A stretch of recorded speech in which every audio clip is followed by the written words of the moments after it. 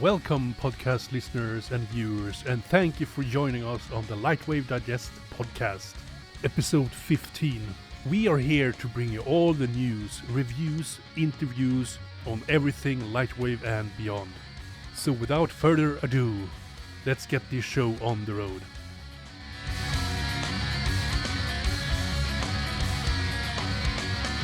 Hello, Andrew. Another month have passed. Yes, it flies. It flies. Yes, it does. Busy. And, well, we have a really, really cool guest tonight. That is going to be Tim Laird.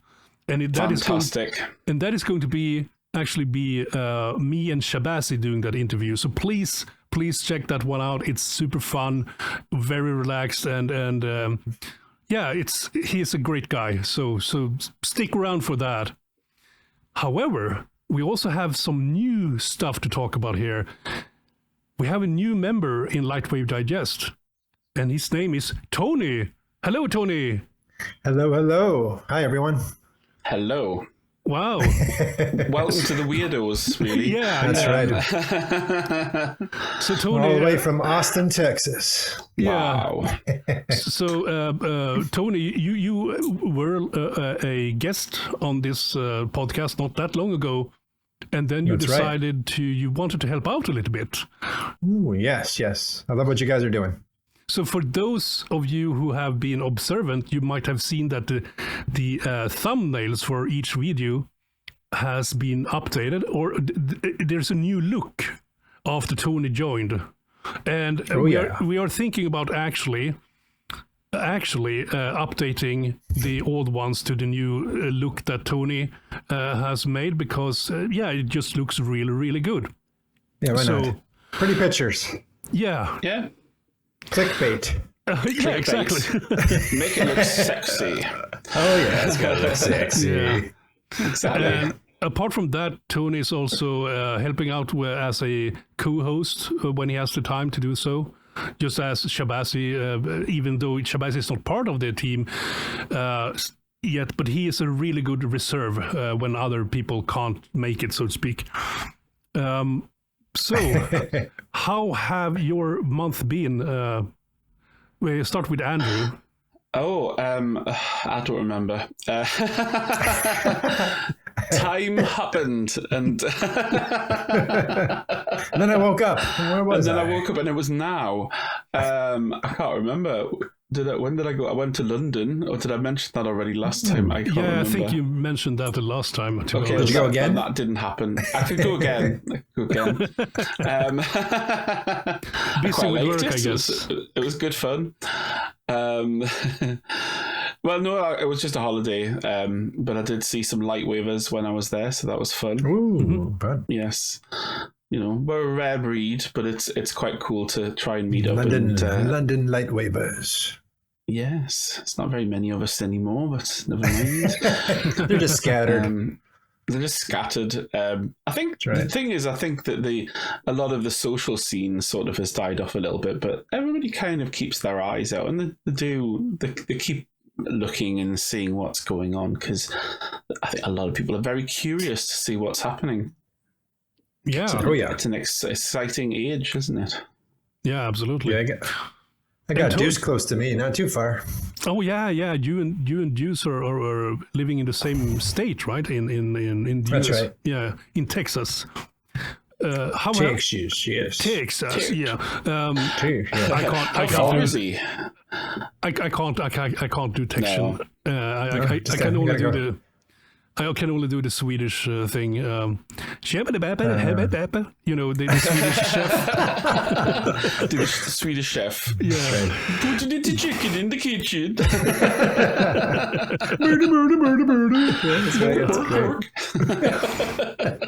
What have you been up to, Tony? Busy as usual, doing in the world of interior design. Recently, though, I've been doing a lot of custom built-ins and also custom display things for display companies. So it's a lot of fun. I get to use my CNC machines and laser etchers, and also get to previs a lot of that stuff out in LightWave. So it's integrated in my plan. Yeah, that's kind of cool. So because that's a lot of fun. Yeah, I was thinking about. I actually just rewatched Tim's Vermeer. If you guys have seen that documentary. I haven't seen it, but I'm very familiar with it. I just haven't seen it. Yeah, but he's building like let's say a replica of the. Oh, I can't remember the name of the picture now. The painting. But he builds like a studio, but before he builds anything, he actually previews everything in LightWave, so he get all the measures correct and all stuff correct, which is super cool. And I was thinking, when you said what you have been doing, Tony, I was thinking about that documentary. Actually, I have an interesting segue on that. As one of my things that I did when I went to London is we went on a tour of Buckingham Palace. And they actually have that there. Yeah, the original. Oh, that's cool. The original. So I actually was standing like this far away from it. It's really cool. Do you remember it's small. It's really small. Do you remember the name of it? I don't.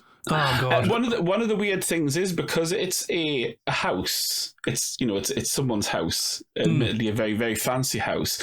So they don't actually have labels on everything like you would if it was a museum. So you look in and go, I have no idea what that is. Oh, I recognise that, but because they haven't had time to put little stickers on everything because it's a living, working building where people live. It's not a museum. It's a fabulous building, but so I've actually seen the real thing. It was very, very, very cool. A lot smaller than I imagined. So the amount of like tiny fiddly little painting that he did was to be incredibly impressive. Yeah, that's pretty cool. Yeah, but I recommend anyone that listen to this that you should. There is a 720p version that is on YouTube. It's free. So you might have commercials and stuff watching it, but at least it's free. But it's a really, really good documentary because there's so much stuff with Vermeer's that's it looks like he wasn't painting this from his imagination. He was actually doing. He might have used some lenses or some techniques, and Tim Jennison actually investigate his ideas of how this could have been done, back in that time. Oh yeah, that's pretty cool. That's pretty neat. Yeah. Yes, and actually I did notice as well, if you're looking at it very carefully, the image that's reflected in the mirror that's behind them isn't quite the same as the image of them in the front. Now, obviously, there's a slight lean on it, but it looks slightly different. It's really interesting. Mm-hmm. The more you look at it, the more you go, cool. Oh, it's really interesting. That is cool. And, for me, and using LightWave within this cycle, especially with CNC machines, I'm trying to come up with a light-wavy way to actually spit out the vectors to my CNC software instead of using a 2D software to create the vector shapes, because in 3D it's so much easier to visualize. So the plan is to use the UV mapping area for it, for all the face plates, to say if you were building a cabinet, if you give it a surface name, face, and then you can use you guys know the PLG tools, right? Mm-hmm. If you use those tools, you can actually make it one-to-one with the 3D space for the polygons, and then unwrapping that, spitting out the UV vector file out of a modeler, and then I can just bring that right into VCarve and set it up for cutting. So if that ends up working, I'll need to tell LightWave Digital, hey, maybe I should make some plugin. It'd be kind of neat to actually integrate LightWave into that realm of CNC machining or laser etching. Yeah, I mean, they already have like an STL import-export, don't they? So, so it'd be cool. Yeah, it'd be neat to do. Yeah, cool. It's basically just unwrapping. I would love to have native vector import-export as well. Yeah, I still use the old one. Yeah, which isn't very good. I know Pro Tools technically has one that OD. That one is hit or miss. Sometimes it works, sometimes it doesn't. But I'd quite like it to be, so say you've got an SVG file where you use that and it just comes in procedurally, so you don't have to mesh it or bake it. It will just be as, that's the whole point about a vector graphic, is it's infinite detail, albeit of a limited subject. And it would be really nice to be able to just load them and then just apply them as textures. Sure. That's right. And scale is way off too. I don't know why, but when we work in the vector software, if you have an 8 feet by 4 feet sheet in LightWave, it brings it in at some weird, strange number. And even if you say, okay, I want to get close to that, it's like, I don't know, 24.366. That's some weird percentage. Is like, why does that percentage work? How come the scale of the vector doesn't match the scale of its source? It's the same with when you see OBJs, the actual ratio was really weird, isn't it? Yeah, it's very, very strange. It's like a weird, like, how did they even come up with that number? Why is it such a random number? It's obviously it works, but it's so like, why aren't these real units? Probably everybody else isn't using real units, actually. But I assume, we use also Corel for a lot of vector stuff. And if you go from software to software with that, it's the actual physical scale of that thing. So if it's, like I said, 8 feet by 4 feet, and you import an Illustrator, it's also that same. So it's just strange that LightWave's importer, it's like a weird number. So those are the kind of things that I go through. What do we have in the news this week? There has been a new release of LightWave 2024.1.0. And apparently there's some new features in there as well. Yes, little features, but nonetheless important if you happen to want to. I think there's been some upgrades to Octane. Yes. Depth of field tool, I believe. Yep. That's right. Motion copy and paste. Yes. Yeah. And then, I don't know, motion dump and motion scoop sound kind of funny to me. Yeah. Sounds like you had too many tacos or something. Yeah, I just to go into that a little bit, motion scoop and motion dump is essentially a way to save out motion files en masse and load them by name matching. So I remember Lerny Ang, who made Janus. He actually also made a tool like that that I used in production before. So it's good to see some of these ideas being native. Yeah. And the motion copy, motion paste is an upgrade to Python from an old L script.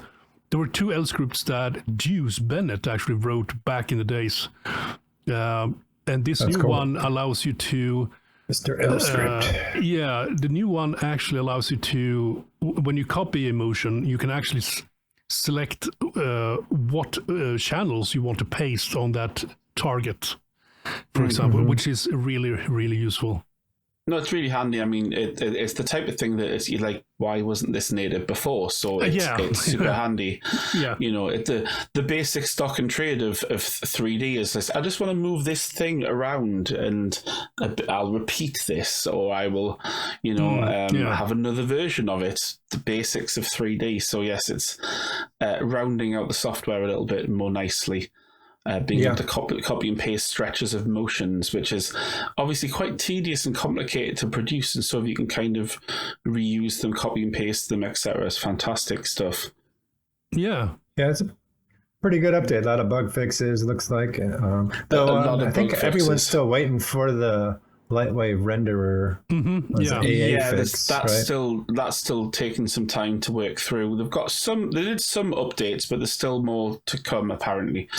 They're just struggling with them, and I think we're also still waiting for the new build of Octane as well.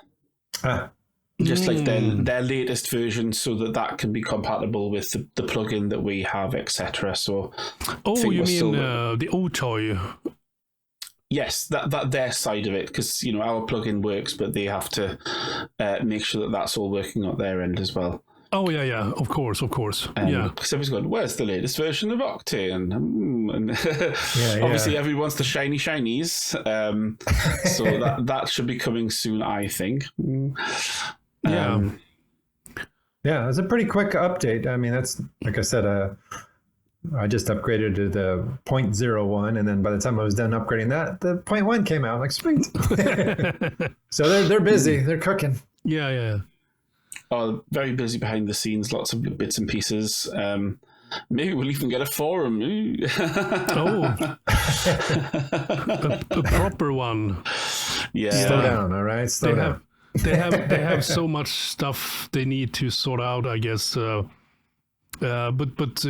from what I've heard, that is a plan, I guess. But when it is also a thing that they need to, it's like they have 10, 15, 20 balls up in the air, right? And which one should they catch first? There's only so many team members, and so if they're doing that, they're not doing LightWave, basically. Mm-hmm. And then they're going, oh, how does PHP work?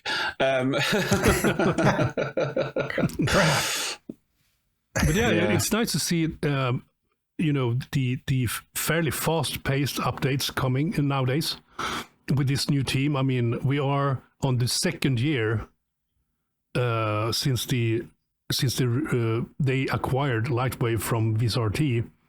They've been cooking. Yeah, I mean, I have to praise the development team for how fast they have been able to actually just make sense of the code and do the changes that, I mean, it is so much stuff that goes into doing this that I don't think that, regular users might know, when it comes to code, that how difficult that could be to sort of sort things out and make changes and updates and stuff like that. So, I mean, I'm very impressed.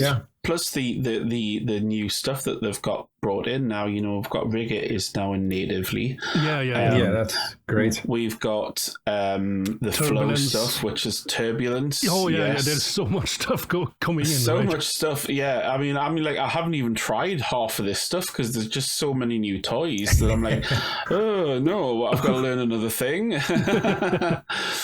Yeah. I mean, I've actually been toying around a little bit with flow, and when you simulate, I mean, the simulation, and you bake it out to an LW sequence and all that stuff. Yeah. But if you have objects that are affected by the fluids, let's push it around or something like that. When you save the scene file and reload it, those objects are not cached out. So you have to, before you save the scene or reload the scene, make sure that you cache out those objects. Use MDD or something, just so you have those animations. Right. It's one of those things that, again, I think Flow is a work in progress. It's a good start, but I think they will add more and more features to this as they find. Oh yeah, of course. Cageman just found out that, of course, we need to implement that in some way so that those are cached in a way, either by keyframes or MDD or Alembic or whatever. Yeah, the best part of Flow is that Steve Hurley comes with it. Oh yeah, absolutely, yeah. That's awesome. Yeah, that's super cool. What a great addition to the team, yeah. Oh, absolutely. Yeah, which was the other big news that they had announced. I sadly missed that launch, but yes, that's some really good stuff. He's impressive stuff that he's been working on. Is thousands of instances flinging around scenes in real time while lit by, it's like crazy stuff, and that should with any luck all come across the LightWave. I mean, that'd be fantastic. Yeah, that would be awesome. Hit that sexy button. Yeah, indeed. Yeah, make a sexy button. That's right. Fire 3,000 instances at it. Done. And there are also some, when it comes to news, there have been a couple of new tutorials. Using native procedures with Octane is one of them. Yes, right. A LightWave 3D match perspective, which I guess is the camera. I saw that one. That was fun. Yeah. So I haven't seen any of those, but it's nice to see that they are continually, updating, making new tutorials for users. And with that said, I think we should move on to the interview. Yes. Again, Tim Laird, me and Shabazzy. It's a lot of fun. That was awesome. Can't wait to hear it. Hello, everyone, and welcome to tonight's guest. He has been a LightWave user since version 6 and is a 3D generalist. He mostly enjoys modeling, unwrapping, texturing, and compositing, but also know how to rig, animate, simulate, light, and render things. Welcome, Tim. Hey guys, thanks very much for having me. I've listened to all your digests, by the way, and they're all absolutely brilliant. Thank you very much. And can you actually tell us what names you have used on the forums? Oh, it's only Lardbros. That's my main one, or I think Lardbros. I think that's one. I did do a secret. I can't remember what I called him. Elephanto Elusivo, I think. Where we were allowed to release some secret stuff from the beta team, and I made a new forum name for that, but that didn't last long. Yeah, there was someone called Secret Squirrel and stuff like that. Oh yeah, that was Matt Gorner, I think. Yeah. Those are good days. Yeah, funny days. Anyways, before we go into talking about your career and all that stuff, I want to go back in memory lanes and talk about your, how did you come into computers and how did you get into 3D graphics? Oh yeah, so I think I went quite a different route to most people. I know most people started on the Amiga and went through that way, or even started on like Commodore 64, like coding and stuff. But I would always loved Nintendo. I was like a massive Nintendo fanboy, and do you remember those Game & Watch? The LCD Game & Watch, Nintendo Game & Watch, like Donkey Kong, or I can't remember what others they had. They had a Zelda one as well. I was obsessed with those as a kid, and I couldn't quite stretch to a Nintendo Entertainment System, so I just stuck with these these crappy little LCD games for years. But you really pushed the boat out. Yeah, they were like £19, I think, back in the day. But well, it was mostly my parents didn't. I don't think they wanted me to to use computers and things like that. But one Christmas, I think me and my brother got a Super Nintendo, and that sort of opened the floodgates to the world of animation and all this really cool visual stuff. And I think in the background, I'd watched, I think on Saturday afternoon, maybe in the UK, or maybe Sunday, there was some documentaries on the making of Indiana Jones and the Temple of Doom and how they did all the stop motion animation and things like that.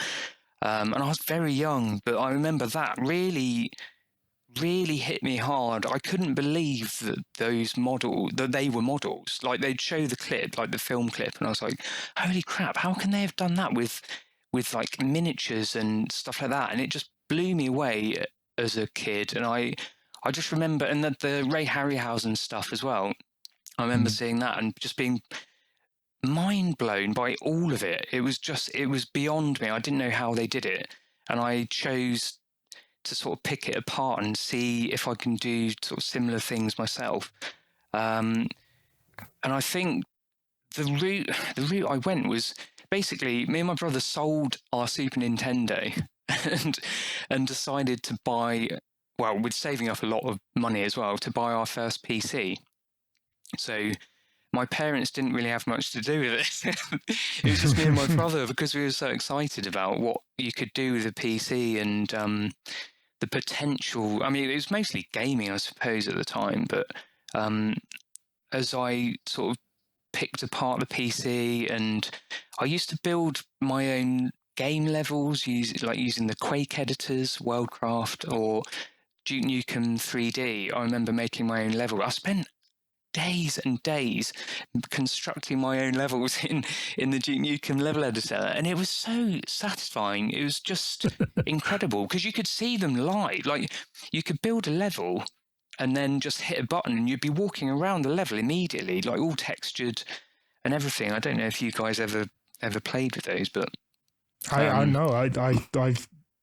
I'm not too sure how old you were when those IPs came out, but I know at that time when Doom and Quake came out, I had absolutely no clue about any of it. Probably still don't actually, and so having the experience of world building like you currently do was completely. I missed the boat on that one.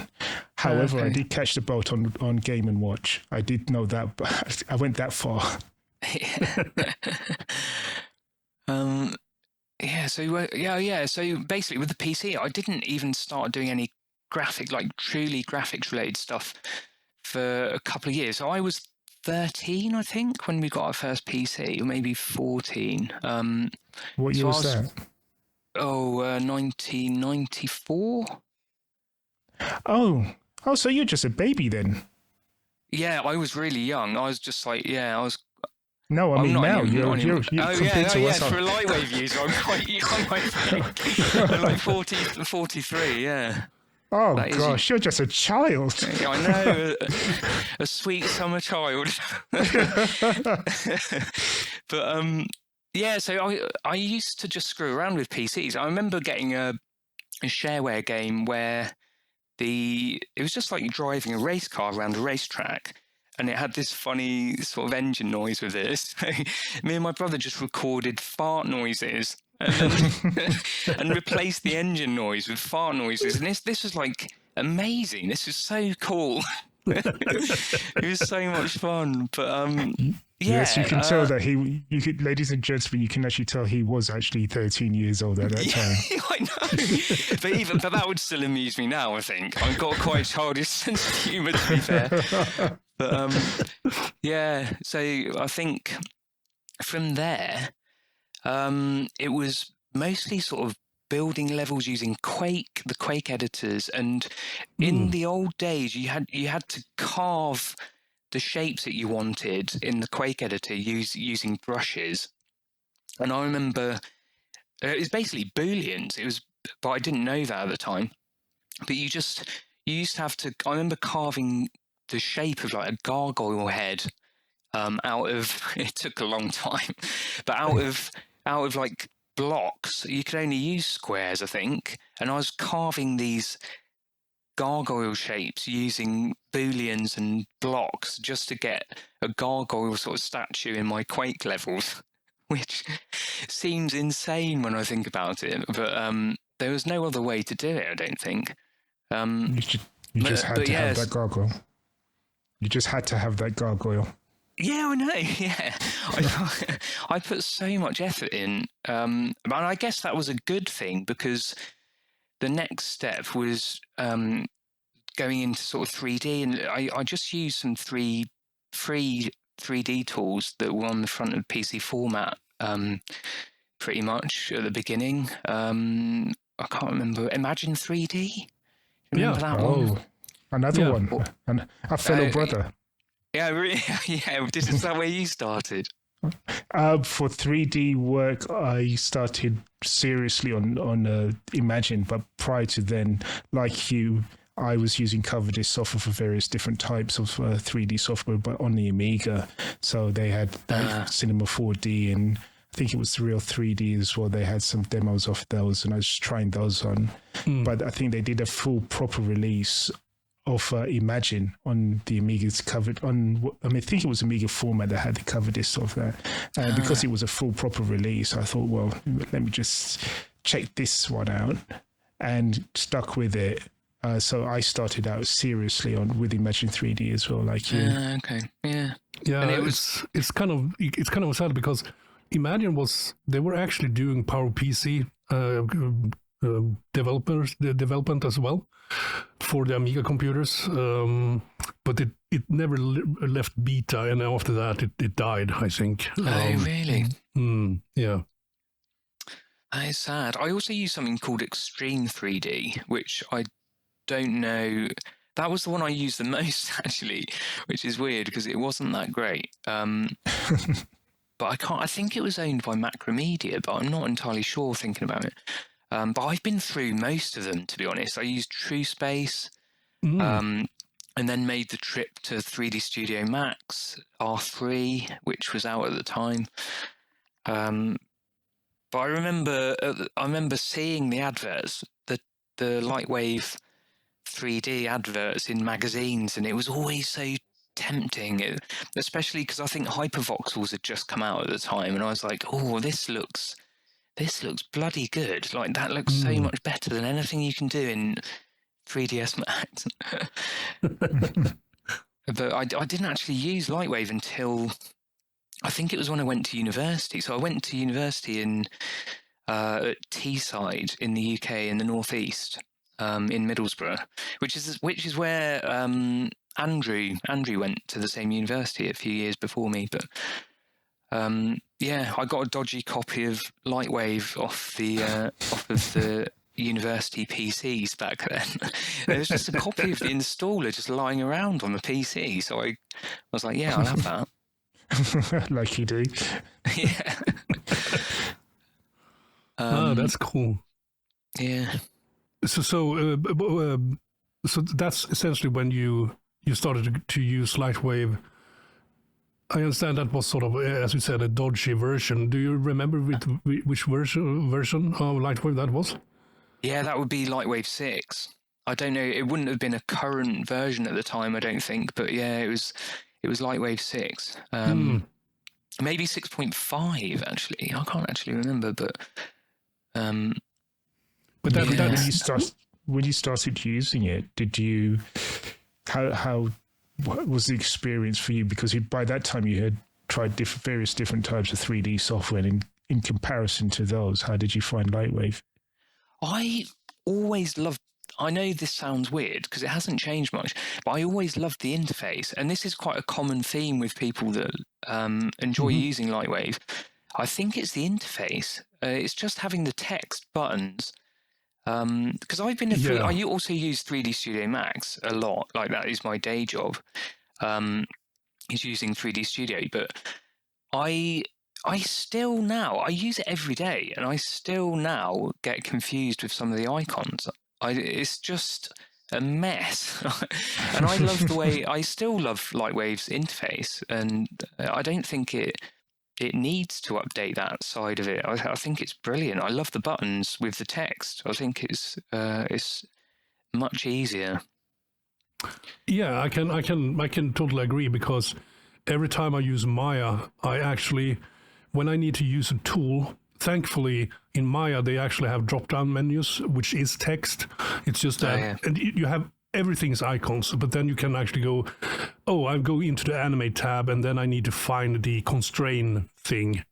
For example, if I want to do a parent constraint or something like that, and I always use that stuff. I can't, even under gunpoint, I would not learn those icons for tools. Never. Yeah. No, it's hard, isn't it? It is. It's very hard. I have to admit, I've been very, very spoiled actually, because in my career I've only ever really used LightWave, and as a result of that, I don't really have the experiences of a lot of other users with regards to other 3D apps. So I've been quite lucky in that I've only ever known the straightforward interface of LightWave, and so I've always been able to just get things done quite quickly with it. But like you, I've heard like a lot of people say that they do like the interface of LightWave primarily because of the text on the button. It's just what you see is what you get. Yeah, it is great. Sorry, Michael. I was just going to say the benefit of using 3D Studio at work is that I get to come home and use LightWave because it does make you realize how awful it is, and it's getting worse. They do keep putting new features in, but it's slowing down. The nodal texturing interface is appalling. I just can't stand it. This is 3D Studio you're talking about? Sorry? Oh, yeah, sorry, in 3D Studio, yeah. It's just so sluggish. I mean, it takes 2 minutes to start up, for God's sake, or maybe a minute. I might be exaggerating, but yeah. But yeah, I mean, Maya, when we run Maya, we usually run it through, we start it through a script that adds a bunch of tools that is related to what we do at work. So it usually takes a good minute for it to start up.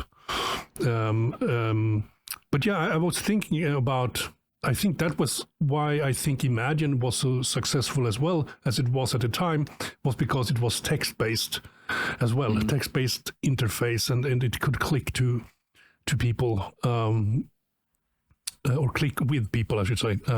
Yeah, definitely does.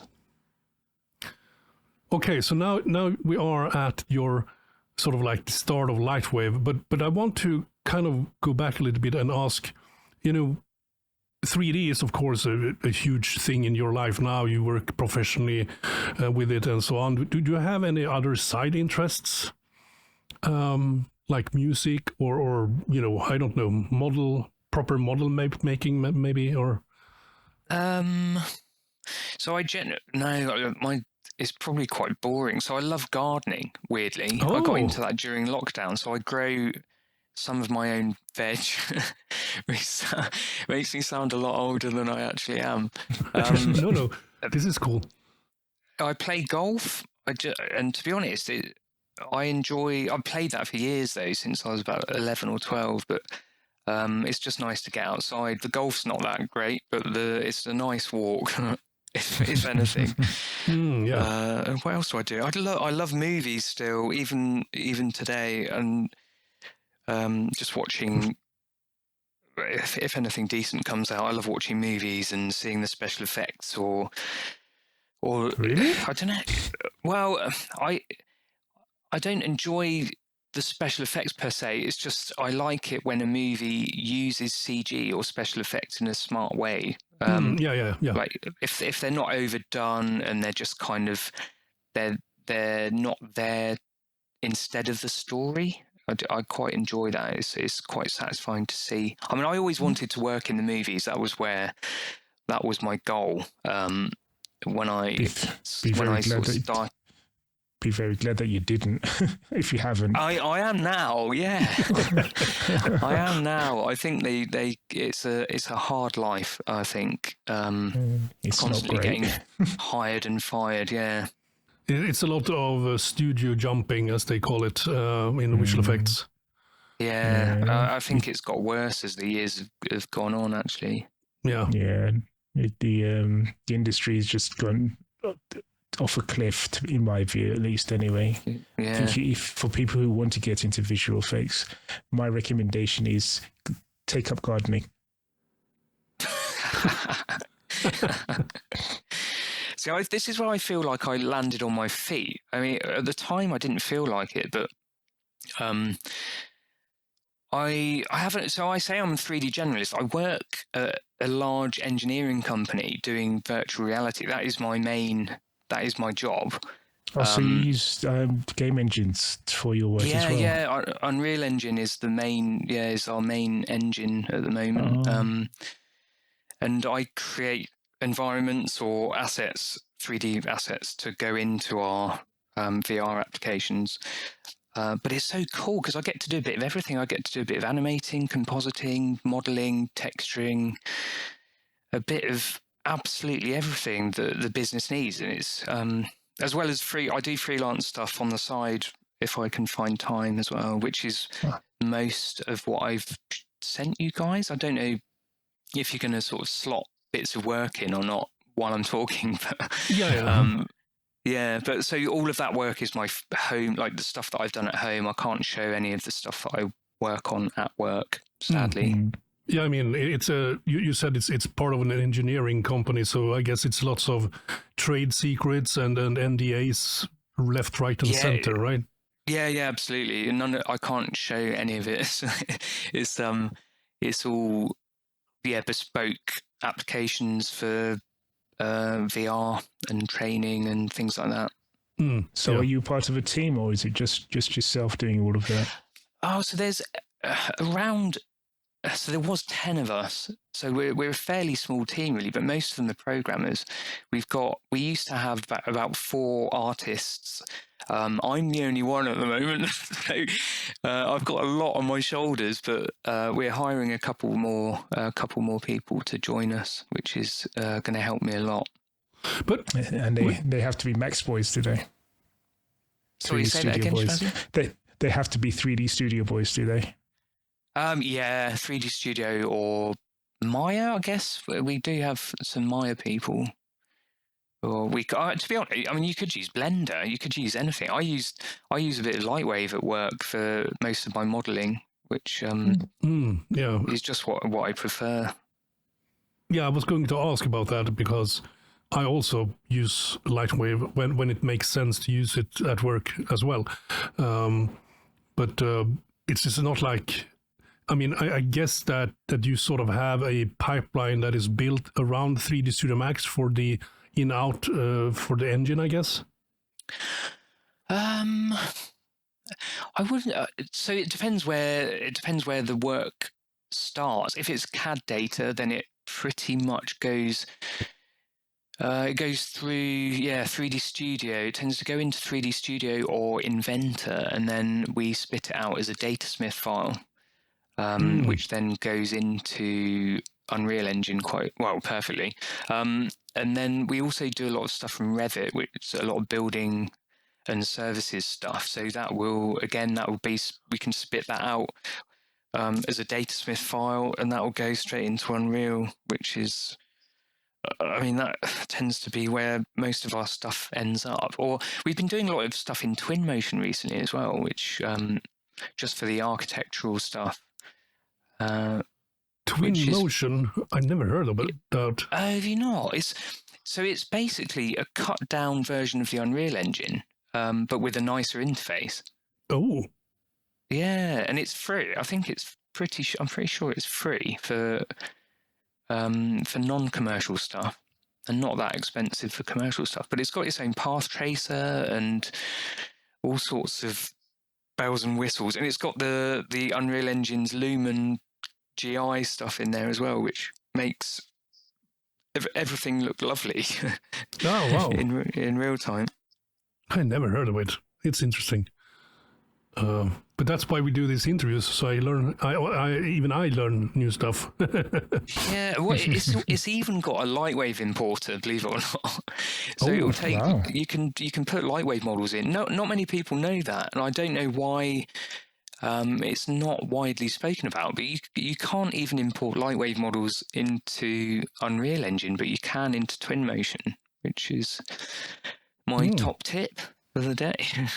It would be interesting to find out how many LightWave users in the community actually use Twinmotion. And LightWave.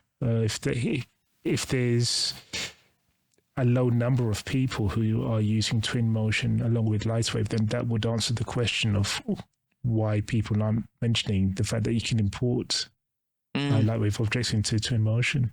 Yeah. That's interesting because does it support the latest version of the LWO file? Oh, that's a good question. I presume it does because the tool itself is fairly new. Oh. So it was developed by, I think it was a French company developed it using Unreal Engine, and then Epic just bought it because it was so bloody good, and then they've been developing it from then. But yeah, I'm pretty sure it supports the latest LWOs. Well, that's actually quite interesting because when you consider the past few years, prior to LightWave Digital taking over, buying LightWave, the basic view of LightWave was that it was dead.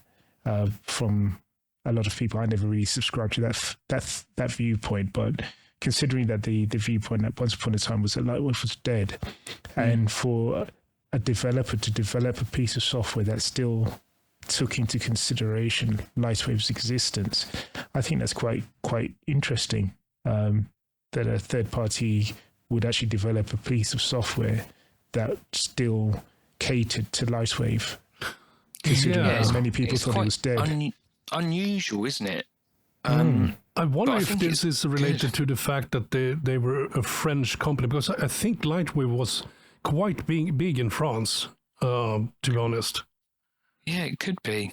It I could be I that. don't know. I'm guessing here. We need to ask Ben Vost about that, I guess. But it sounds Yeah. it sounds a little bit like that. Because do you guys remember that other tool that was made? ILM used it on the first. What do you say? When Star Wars, the new trilogy started, it was used a lot for that stuff, and it started out with actually using. You could load LightWave scene files, LightWave object files, and you could load MDDs and alembics and stuff like that. But it was sort of like the first release of it was based around LightWave objects and cache formats. Oh God, I can't remember the name of it now. It had Was that the one that was it like a compositor, but you could load in loads of assets? Exactly. Yeah, I do remember that, but I can't remember the name of it. I was going to say Caligari, but that was True Space, wasn't it? Yeah, exactly. It began with a C. It began with a C. What was it? Yeah, I need to Google this now. I can't remember where we got to either, Michael. To be honest, where were we? Well, we've done up to what other interests do you have? So I guess if the next one would be, what made you go into 3D in the first place? What got you into it? Yeah, it was a mixture of things. So it was video games, I think, but also the movies. Seeing some of the special effects from the Terminator, Starship Troopers, that was a big one for me, actually. That was a really nice mix of sort of stop motion and CG. But yeah, Terminator 2 was a big one, and Jurassic Park. I guess they came out at similar times. But that was... I just didn't realise at the time that you could do that as a job, even making computer games. I used to play my Super Nintendo and games on the PC, or when I got a Nintendo 64 as well, because I'm a massive Nintendo fanboy. And even though the graphics were sort of... The N64 was terrible, really. It was like muddy textures and really low polygon models. I just was fascinated by how they were made, and I wanted to do that myself, which is what got me into like downloading the software. And I guess the fact that those applications were given away on a cover disc of a magazine was what made me realise that it was something you could actually do at home, which blew me away. And also, Shabazzy, you might remember this show. There was a show on ITV called Bad Influence. Oh, yes. That? Yes, I remember. So it's mostly about video games, but they occasionally would just have a tech thing. Sorry to interrupt you, but was that the one with Violet Berlin in it? Yeah, Violet Berlin and Andy Crane presented it. Andy Crane, that's right, yeah. And they had a section on the Amiga and the video toaster. And I'm not saying this is what inspired me to use LightWave, because I didn't even know the two were linked at the time. But that was a massive deal. The fact that you could do computer graphics on a home PC. And that really... I know you needed a lot of money back then, even for the video toaster. But as a kid, seeing that and the possibilities, it was just incredible.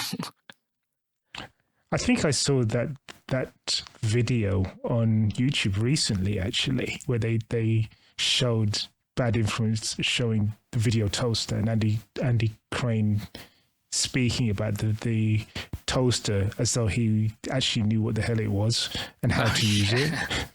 I have to take my hat off to those presenters, though. They actually presented it as though they were pros. Yeah, I know. The truth of the fact is they didn't have a clue. They had no idea what they're talking about. But yeah, that's what got me into it, really, was a mixture of everything. And I come from a creative family anyway. So, oh, really? Yeah, my dad's an architect, but quite creative. My mum was a graphic designer. my sister's a fine art. So there was no escaping it. At school, I desperately wanted to be good at maths and science, but it was just never to be. I like how you frame your father. He's an architect, but he's quite creative.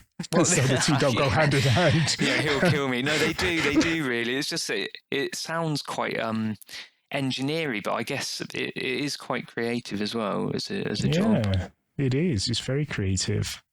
Probably more so than just like fine art, simply because of the fact that you have to also work within the laws of physics. So yeah, absolutely. Yeah, but using those confines is you have to think very, very carefully. You have to be very creative in your thinking, I believe, at least anyway. Yeah, no, I totally agree. So have no fear, Dad. He does actually respect you. Yeah, he's a good drawer. He's good. He's a good artist as well, though. He is a very good drawer. Although he doesn't do it very often, but yeah. So when you got into 3D, and you say that the catalyst for it was pretty much to do with the films, games as well, but primarily the films. Did you ever pursue a career in film? These are great. These are good questions. I applied. So I applied for a lot of jobs over the years. I wanted to work at Aardman Animations in the UK. And I fired off applications to there. I think I applied at Framestore, a lot of smaller sort of effects houses as well. I can't actually remember all of them. But I applied for a job at Rare in Twycross. I desperately want. It was either Aardman or Rare. Those were like my dream jobs. But yeah, so I guess I kind of pursued it by applying for jobs, but I never. I mean, I did hear back, but I was never successful. I think that. Did you go in with a creative education behind you, or did you not go in with a creative education behind you? So at the time when I was applying for jobs and things, you needed, or to get a job in the industry, you needed a degree. A lot of places required a degree, which is why I ended up I did a degree in computer animation. So I was like, right, I'm on. That's the first step. Although I was completely self-taught before I went to uni. I taught myself for like 5 or 6 years before I went off to uni. So I knew the basics. So you got yourself a proper education before uni. So I did A-levels and GCSEs. No, I mean the fact that you were self-taught, you got yourself a proper education before you started using. Yeah, I see. Yeah, I see what you mean. Yeah, I did. I enjoyed it so much. I spent all of my spare time as a kid teaching myself modelling and unwrapping and texturing. Yeah. I was a bit of a loser, really. I've got to say. I mean, I had friends and things, although it doesn't sound like it. But yeah, I used to spend a lot of time. Actually, me and my mates used to sit there and design Duke Nukem levels together, and then like run around them and set up funny scenarios where you could fire a bazooka and see how make the biggest level you possibly could and see how long it took the bazooka bullet to hit the wall. Stupid things like that. But yeah, so yeah, I was completely self-taught before I went to uni, which was, I didn't realise at the time, but a lot of people that were on my course, some of them hadn't even used a computer before. Which is that is a huge learning curve. Yeah. Yeah. And my entire first year at uni, we didn't even really touch a computer. All of it was all hand-drawn animation and cell animation, which I think they taught you the fundamentals. Yeah, they did very much actually, and I enjoyed it a lot. I love drawing and things. So it's good. So when you made your applications and you were unsuccessful in getting into the industry, what happened then after your applications didn't go through? So I went So straight after uni, I went traveling for a little bit. I just went to Italy. So I applied for a few jobs and then went to Italy traveling. And then I'd lined up another job, which was just like a tide me over kind of job. Just working in a print room as the general dog's body. And while I was away in Italy, I got a phone call for the job where I am now. So they phoned me and said, we're really sorry, we've given the job to someone else. But we'll keep you on record and we'll get back to you if anything happens. So I was like, right, I finished traveling, I got back and I carried on with doing this printing job for maybe 6 months. And then I had a phone call back saying that the candidate who got the job failed something, failed one of the checks or whatever he had to go through. And did I still want the job? And I was like, yeah, of course I do. So that it was just serendipitous, I suppose. It just sort of happened at exactly the right time. And I've been working there ever since. So that was like 18 years ago. Yeah. Gosh, you really do love that job, don't you? Yeah. Yeah, but that's interesting because I've been at Massive Entertainment now for 18 years as well. Oh, wow. Yeah, that's a long time, isn't it? Yeah, it is. But yeah, if they treat you well and the job's interesting and varied, it's good. You may as well stay. Yeah. And it's also like security as well, right? Yeah, 100%. I mean, job security and stuff like that. And a work-life balance, which is what they offer, which is ideal. That's what I love. Which you would never, ever get in the entertainment industry. That's laughable concept of stability. Well, no, because you've worked in the industry, haven't you, Shabazzy? Like I used to, yeah. I used to work in the entertainment industry many moons ago. And I do know that the industry has changed from when I started, because I started I got into it when I was in my 20s in the 1990s, and back then they just didn't care. I mean, so long as you had the pulse, I was moderately capable, you were in almost, and you could just learn as you went along. So I did that for a fair number of years on a freelance basis. But as the time went on, everything just changed. As the industry matured a lot more, systems got put in place that were less relaxed about what you did, and started to become a lot more political, and the bean counters started to have a bit more of a stranglehold on what you could and couldn't do. So it changed dramatically, and now it's, from what I understand, any artist who wants to get who is in the industry now really, really is suffering badly. With work-life balance for one thing, and even something as basic as just getting paid on time. It's a real nightmare nowadays. So it's not something that I would definitely. It's very different from when I started. So you're quite serendipitous. You're very lucky not to have got in at this time. I think when you started your job where you are 18 years ago, I think that's when things started to change in this industry quite a lot. So yeah, if you were, it's not great. It's not great for that. I'm not trying to put anybody off from pursuing their dream, of course, but in my personal experience, the mainstream entertainment industry is not particularly freeing for people who have dreams of being artists.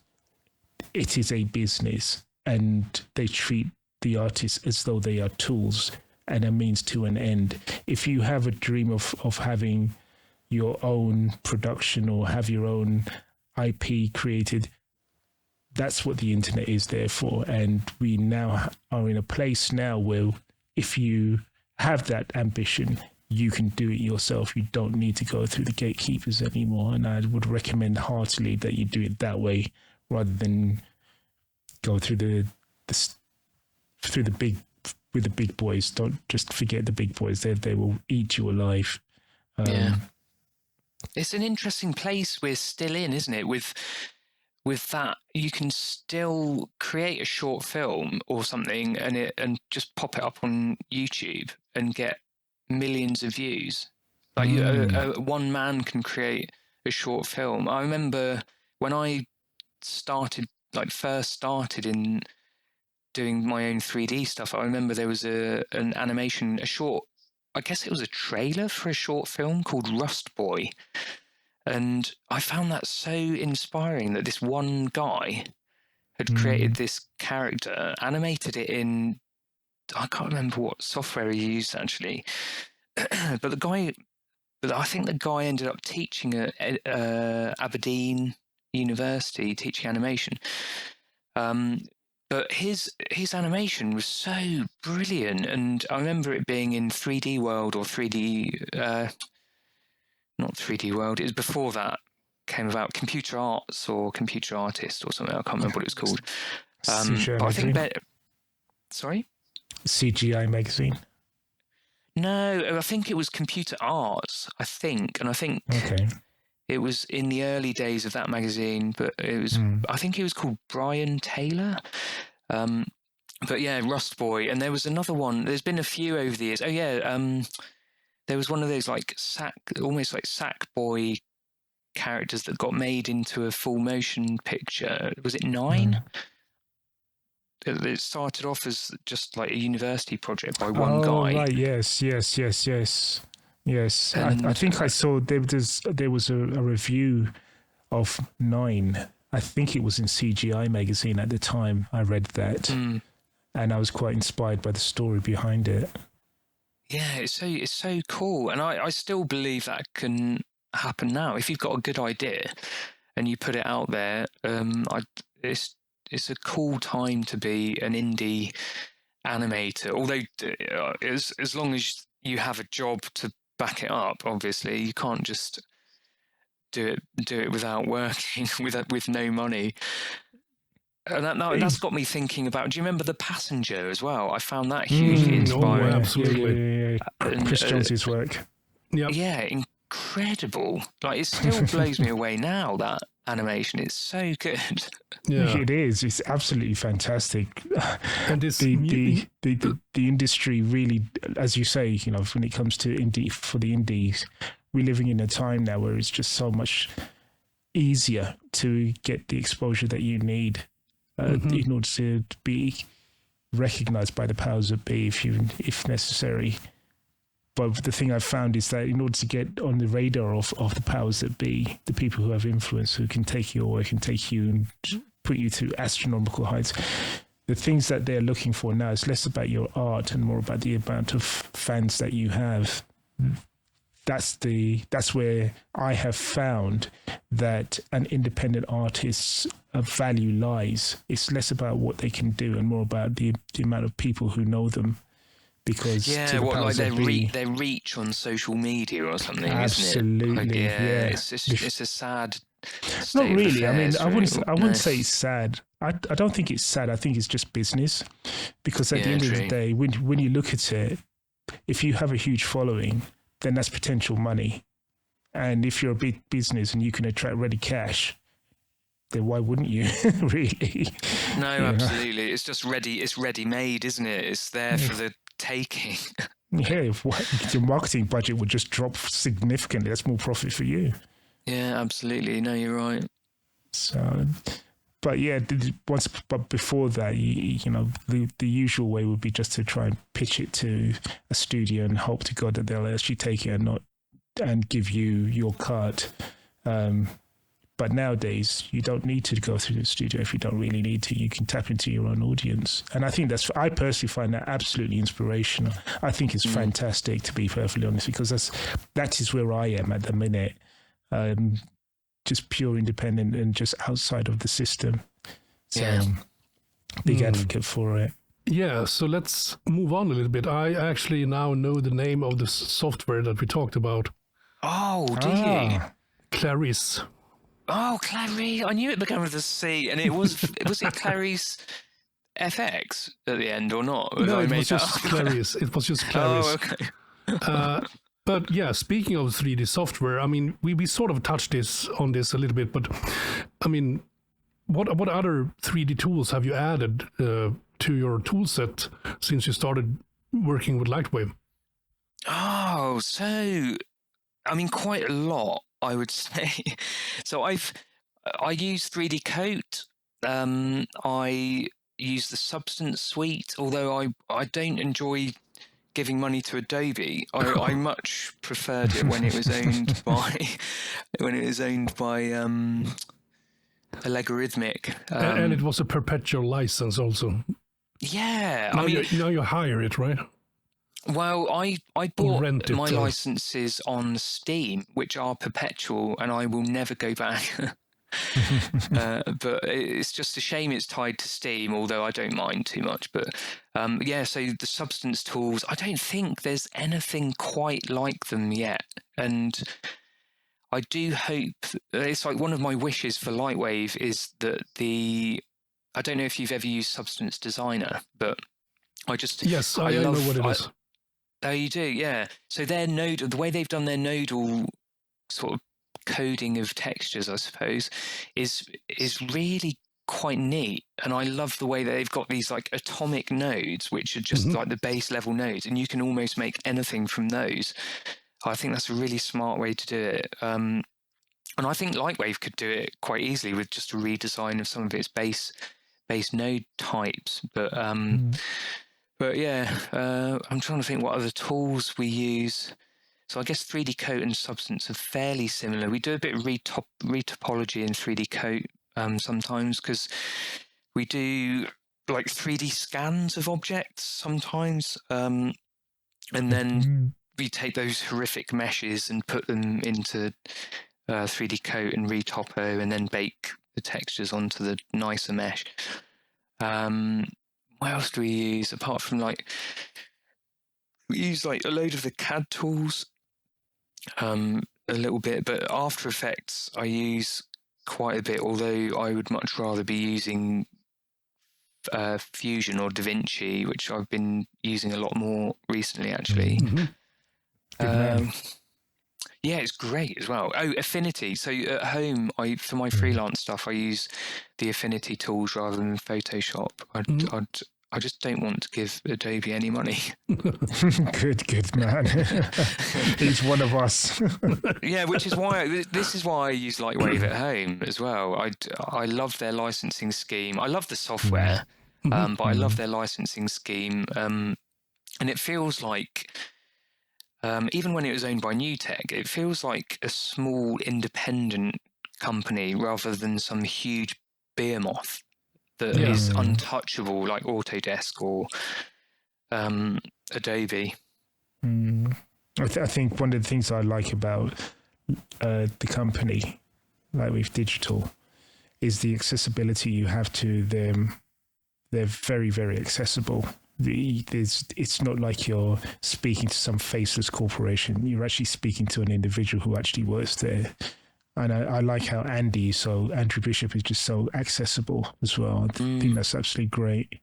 Yeah, they all are, aren't they? They're like, you get Elmar on the chat, and you've got Deuce turning up a lot. They're a great bunch. Sean, Sean as well. Absolutely brilliant bunch. I think it's in safe hands. I really do. Hope so. Yeah, I mean, it's kind of cool also to hear that they are starting to see an increase in returning users upgrading to the latest version, and also are they? That's good. I didn't know that. That's good news. That's really actually news. It was one of those things that Andy talked about in one of those live events that they had, and I think Deuce mentioned that. It was one guy that actually came from LightWave 6 and wanted to update. And that guy said, hey, I need some there's so much changes here. Can you help me? And then Deuce took care of that, helping him. So it's like they're doing such a good job, I think, and but yeah, they are also getting an increase in new users as well. Yeah. That's good to know. That is really good. Yeah, I think the thing that's actually quite heartening is knowing that there's still a lot of love for LightWave, not just through individuals, but also through the industry as well. People who are big studios still love the software and still use it to this day. I know that Andy said that I think in October they're going to be naming some of the studios and films that projects that LightWave has been used in quite recently, which I think will be a big one to the community, to give them a bit more encouragement and about LightWave's future, really. Yeah, because I don't know if it's been used in many projects at all. It seems to be one of those things that is under the radar. It's used in most studios in some way, but I think Autodesk probably pay the rights to use the name, like the Marvel name or whoever, Disney or whatever. Because I know LightWave was used in the new Top Gun, wasn't it? Maybe it was just for previs, but it's still used. Like a lot of Japanese anime uses LightWave for previs as well. So it's still used a lot. It's just really that it's just not broadly advertised, really. Yeah. It's still very capable piece of software. Do you remember? Is it Neill Blomkamp? I remember him. He posted a tweet. So he's the director of District 9, but he posted a tweet about LightWave on when it was bought by Andy's group. He was like, because he used to use it, I think, back in the day. Yeah. He used it for a lot of his short movies that he filmed. It was this short movie about a robot cop going around in I think it was South America or something, South Africa, I think. Something like that. Yeah, I think that was the precursor to Chappie, I think. Yeah. It was just like a small project where that robot just, CGI made in LightWave by him. But anyways, what did he tweet? Oh, it was. I think it was just an image of the LightWave logo. Or something. It was something. It was very. There was nothing much more to it, but it was just he posted. He was obviously excited that it had been bought out by another group and wasn't just going to. I don't know. Just disappear. Yeah, and I think that's something that's really great. If LightWave could get a bit more of that kind of attention by people who have a big audience, that would be nice to get the exposure that way organically. Yeah. But time will tell. I mean, you mentioned that you do freelance work as well. Could you tell us a bit more about that?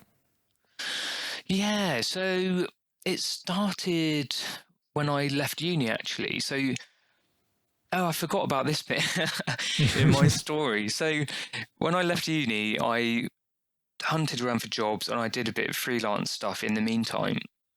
So I did a job for Rolls-Royce, which was just like a team building kind of animation for, I think it was like celebrating some sort of commercial success or something, and they had someone working in their team that was at the Olympics, so they wanted to make a video of that.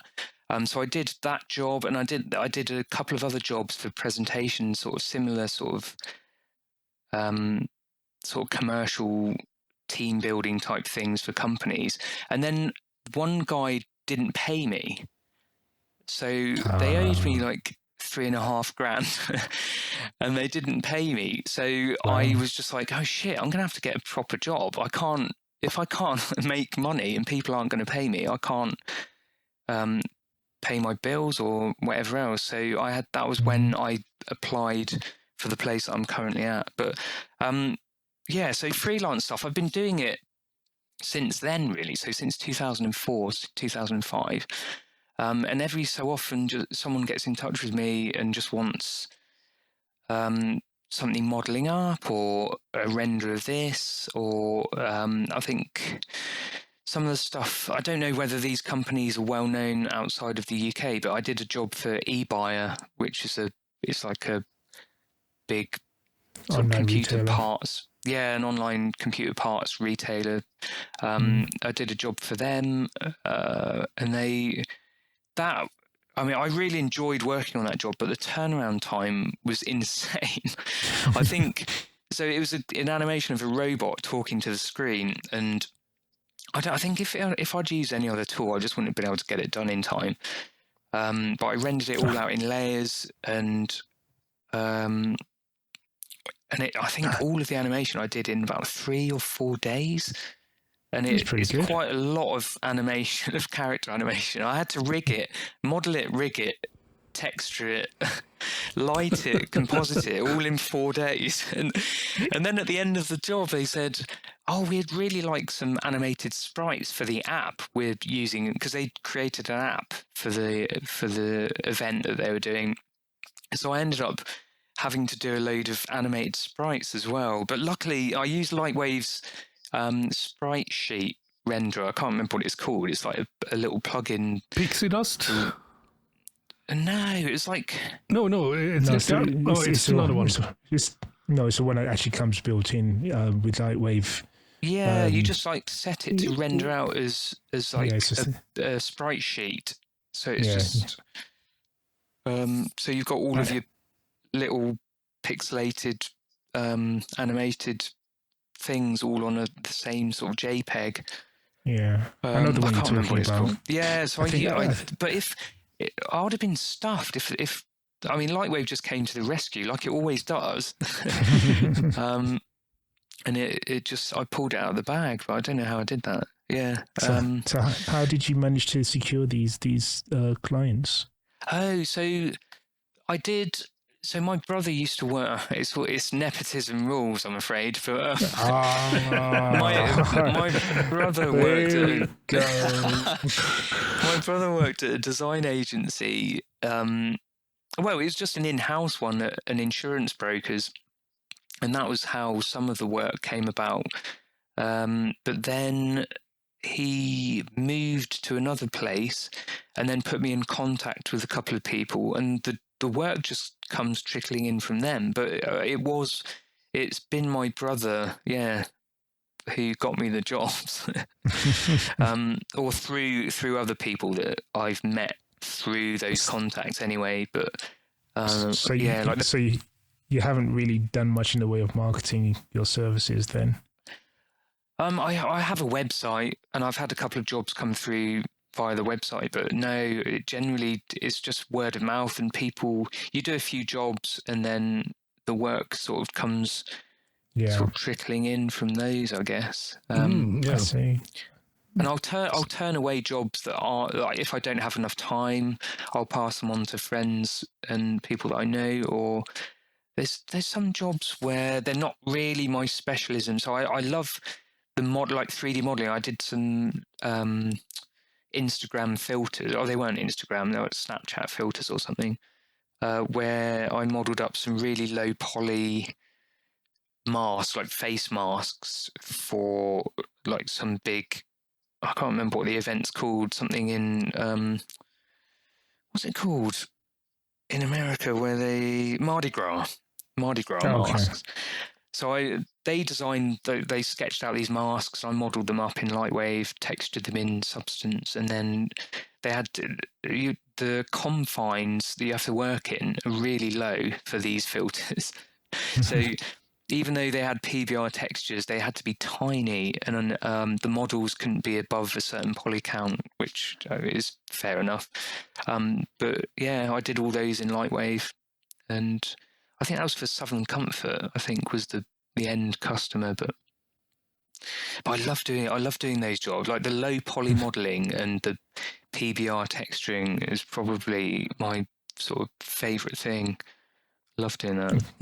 So generally speaking, You don't have to answer this if you don't want to, but when it comes to your pricing for your jobs, do you do it on an hourly basis or a daily basis or a per job basis?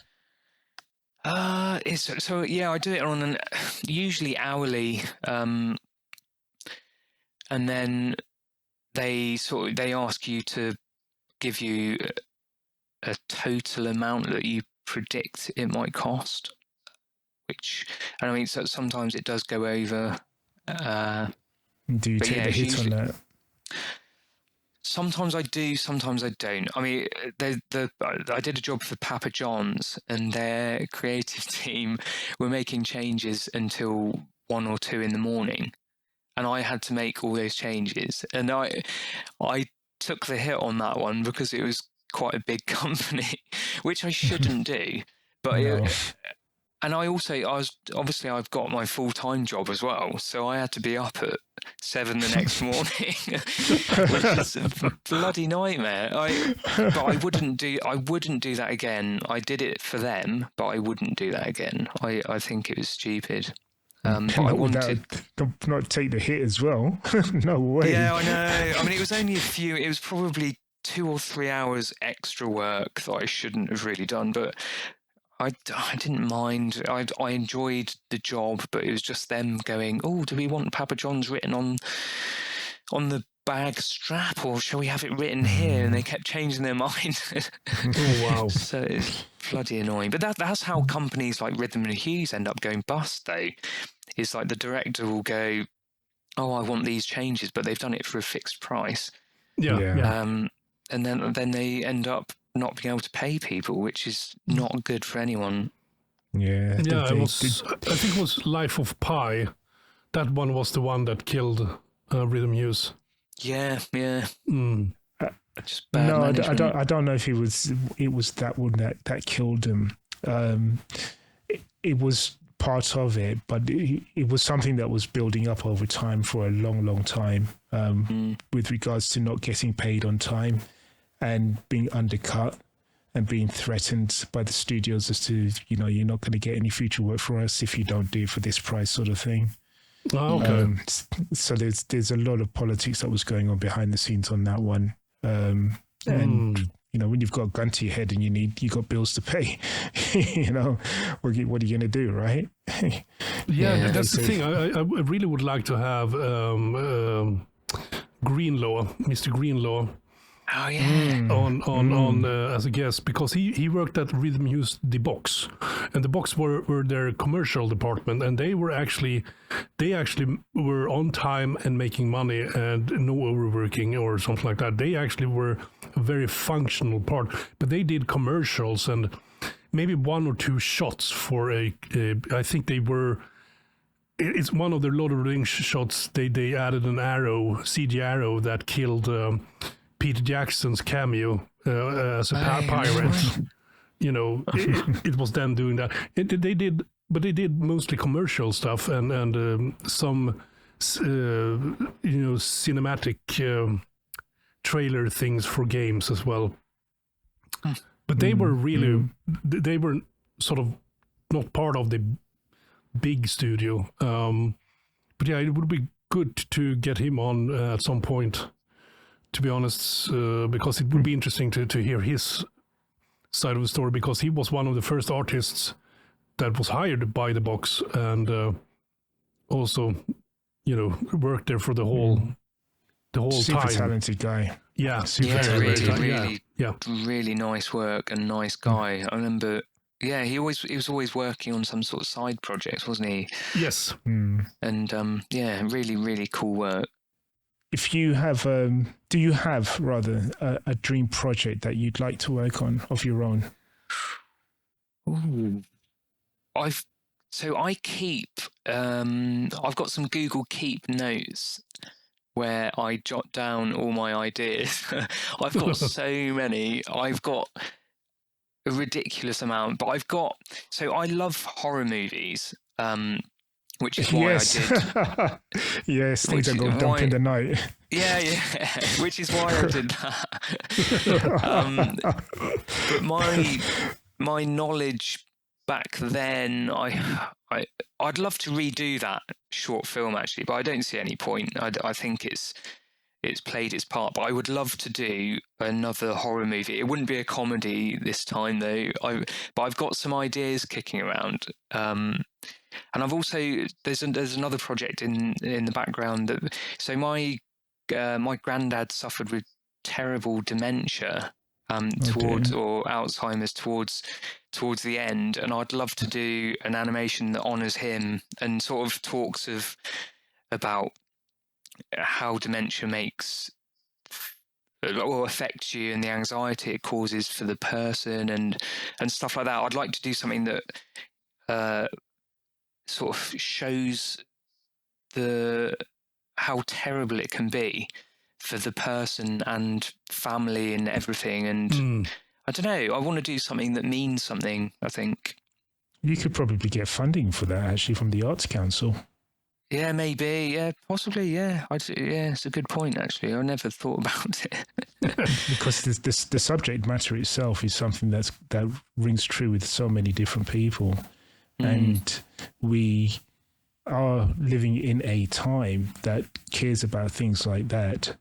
So there's a lot of funding for that and bringing that kind of thing to the fore. I don't know if Caterham wouldn't know this, but in the UK, there's a lot of adverts now that are promoting health issues, and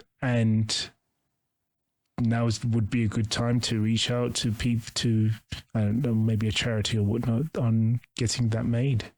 Yeah. I think you'd be quite successful in that, actually. Do you reckon? Yeah, that's a very good point. I never even thought about getting it funded by someone else. I was just going to do it as a side project. But if you can put together a proposal, I'm sure you could get that made.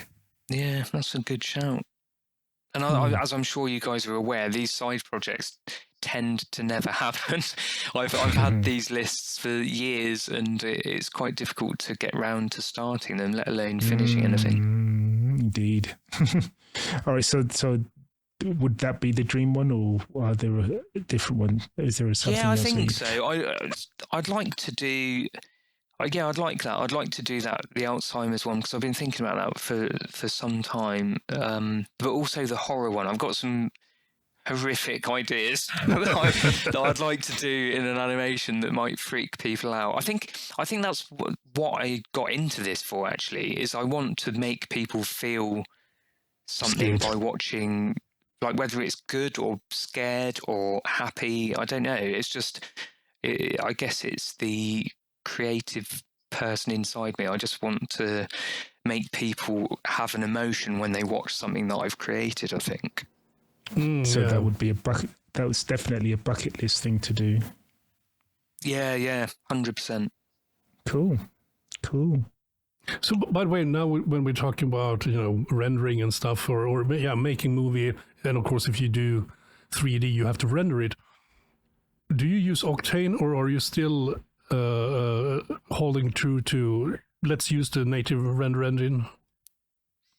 I still use the native renderer. Yes, finally. Yeah, finally. There aren't many of us around, but we have.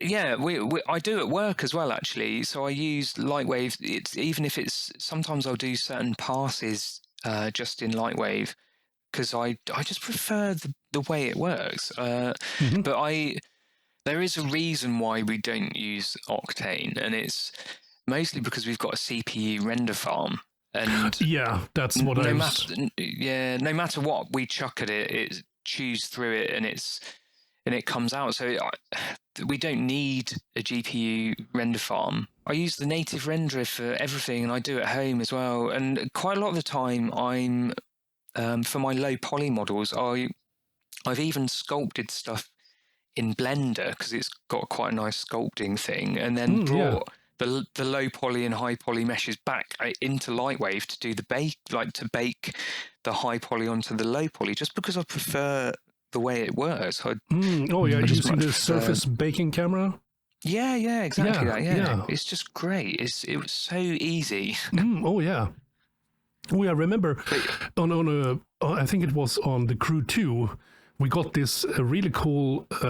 We got this low poly plane that had the textures that it wanted, but then we had to make it like a high-res version of it. So there was a girl that remodeled it in the high-res version, and then we actually used LightWave to transfer, because she UV mapped it, this high-res, but we didn't have the textures, and we didn't have time for her to paint that texture. So what we did was we loaded the low poly model and the high poly model, and then we transferred, using the surface baking camera, we actually transferred over the texture from the UV map of the low poly texture to the UV map of the high poly model. I mean, not texture, high poly model. And it just worked. Yeah. It's fantastic. I do that a lot, actually. And even my substance stuff, if I've got a low poly model that I modeled up, sometimes I'll use the edge, like the edge shader, which fakes like a chamfered or beveled edge. Mm-hmm. I will bake just that out into a texture, onto my UV texture, and then load that into substance as a layer, because it just, I don't know, it just looks really nice. Like on this low poly mesh that looks like it's got beveled edges, it makes it look really nice. I do that on nearly everything I make, actually. Yeah, that's a good trick, I guess. Yeah, I think I did do a tutorial for that on YouTube. It's very basic, but it shows the sort of gist of it, the process. Oh, you have a YouTube channel? Yeah, I do. Yeah, I wouldn't go hunting around there. There's not much on there. There's just pretty much the stuff I've got up on my website. But yeah, I've done a few sort of LightWave tutorials over the years, just mainly for myself, like just so I don't forget. Yeah, how stuff's done, but or to help other people. I think I've done a 3ds Max one on there which you can ignore. But again, I don't know if anyone else knows how to fix the 3ds Max one. I've never seen it written down anywhere else. But I thought I'd put it up on YouTube for anyone else who wants to sort of figure that or find out how to do that. We use Unreal Engine for a lot of stuff, and we've even used it on for animations, delivering animations, because it does look lovely for some stuff. But you do have to cut corners, or not cut corners. You can't cut corners with Unreal Engine. You have to make everything exactly right. And if there's any errors with your modeling, or not that I would model something with errors in, obviously. Of course not. No, of course. But you can't get away with as much in Unreal Engine. I don't. Some of those technical demos that Weta have done using Unreal Engine they're incredible, because it looks every bit as good as a CPU renderer or an offline renderer, but it's real time, and it takes a huge amount of effort to get something to look that good. Yeah, I mean, I've noticed in Octane, even though I've never used it prior to 2023, LightWave 2023, I've noticed that the performance of it on my pitiful graphics card is noticeably, it's depending on which type of renderer you use, because you've got, I think it's 4 different types you can choose from. Depending on which one you can do, I find that the native one can sometimes be the native renderer can be faster than Octane's built-in one. The only fastest one I've found is Path Tracer, and that really goes very quickly, path tracing setting. But for the other ones, they do chug. But I don't know if that's just down to my GPU or if it's just down to the algorithm itself. I'm not too sure which one it is.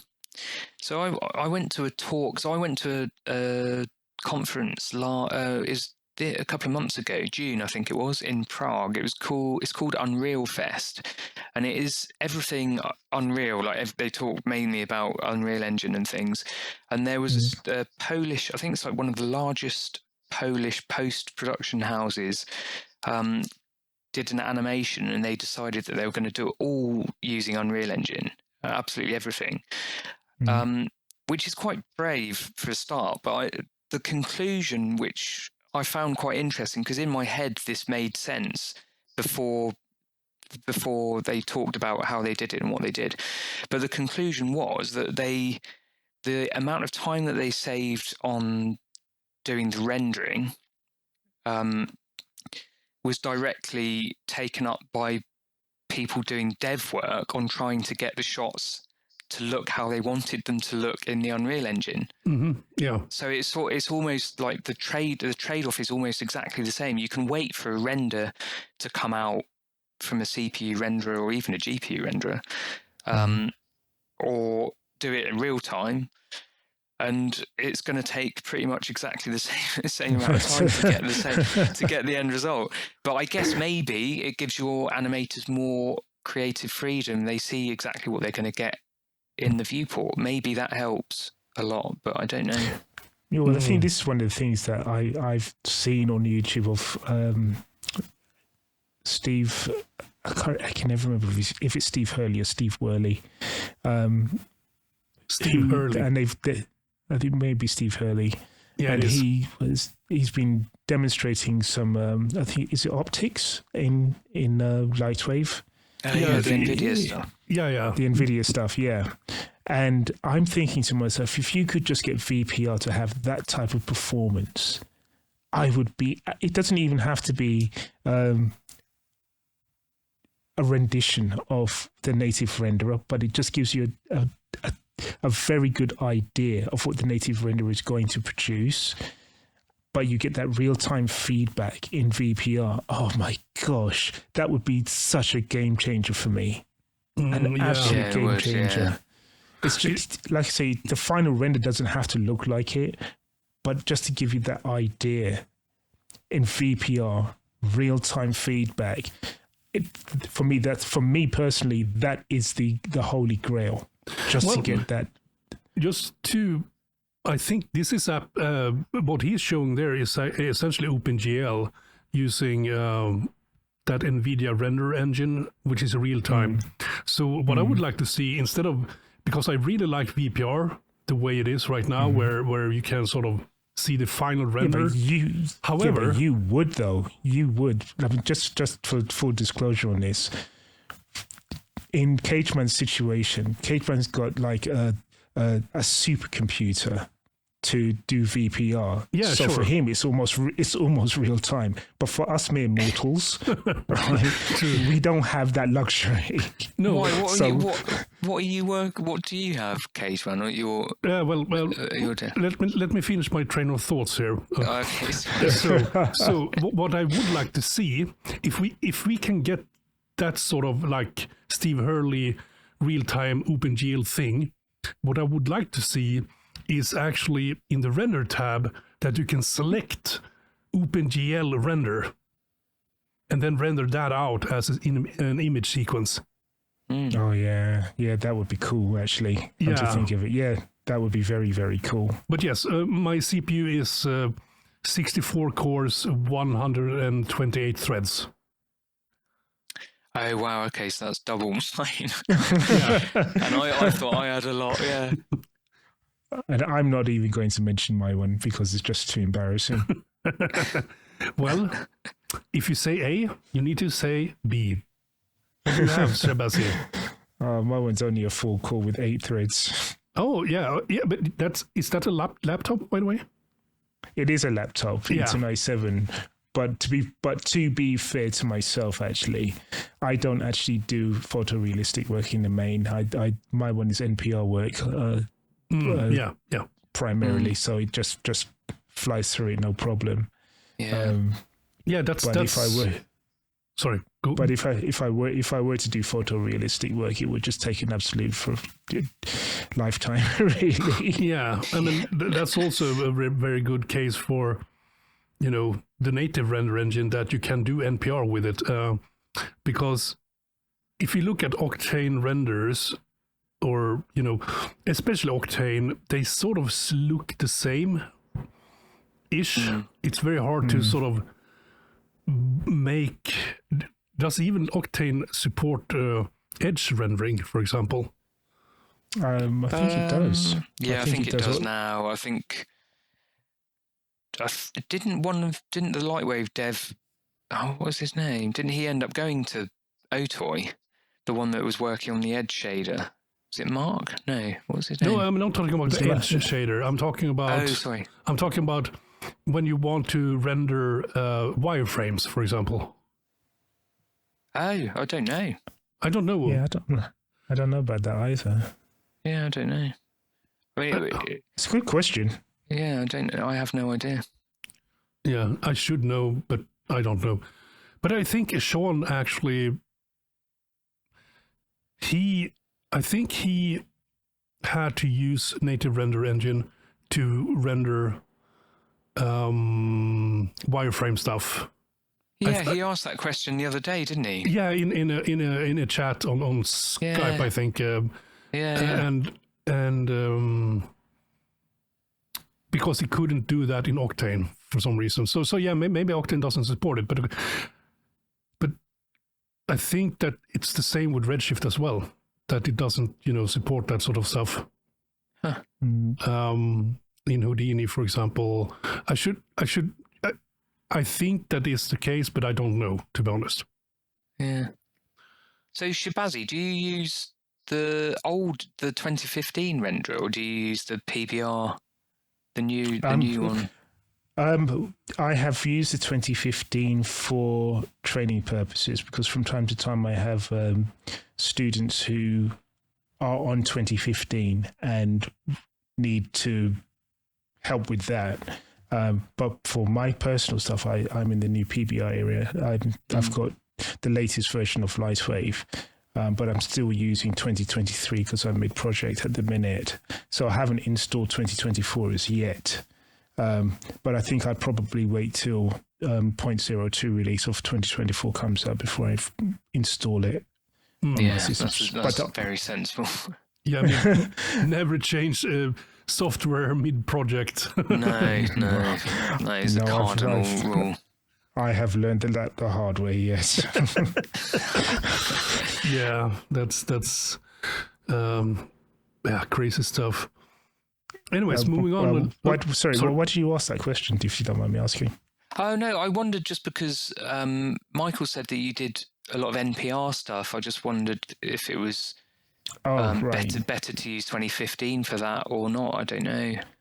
In my personal experience, I find the new PBR version better. I have heard complaints about the PBR version of cell rendering from people in the Discord, and the concerns that they have. I personally have never really faced that myself. And I don't know if the issues that they're having is due to a limitation of LightWave, or if it's because of user error. But in my experience, I have found the cell rendering to be fantastic. It just works for me. But that's probably because I'm probably a bit sad, really, and I go really deep into how things work before I actually use it, whereas a lot of people just want it to work intuitively. I don't care about intuitive lists. I just need to understand your way of how you are making it work. What are the rules on how you have implemented to make this thing work the way you see it? So I'm happy to understand how the creator makes it. So that was a very kind way of saying read the fucking manual.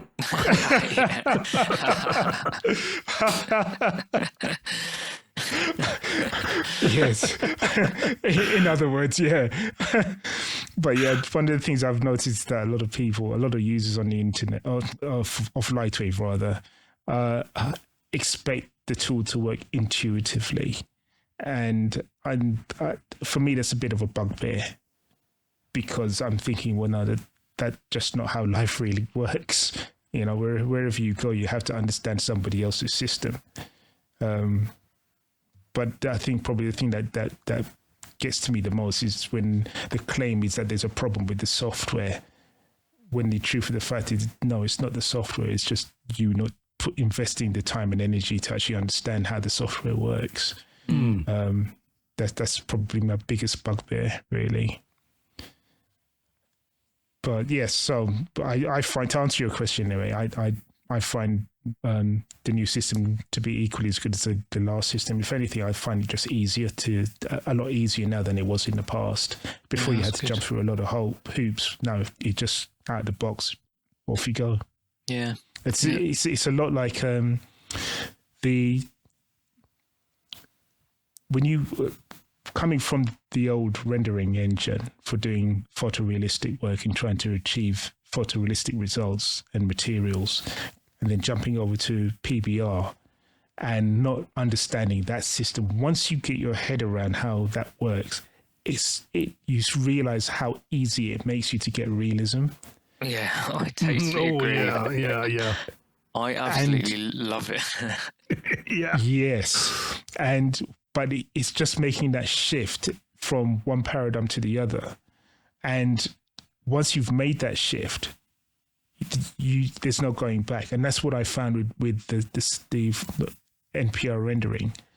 Once you've made that shift over to the new system, there's no going back, because it's just like trying to get things done with both hands tied behind your back and a gag in your mouth. It's just really difficult. But yeah, the new system, all over it. I'm all over it. I love it. I absolutely love it. That's nice. Well done. Cool. So, Tim, moving on a little bit here. What is the number one feature that you would want to see in LightWave? Oh, God. Do I have to just choose one, do I?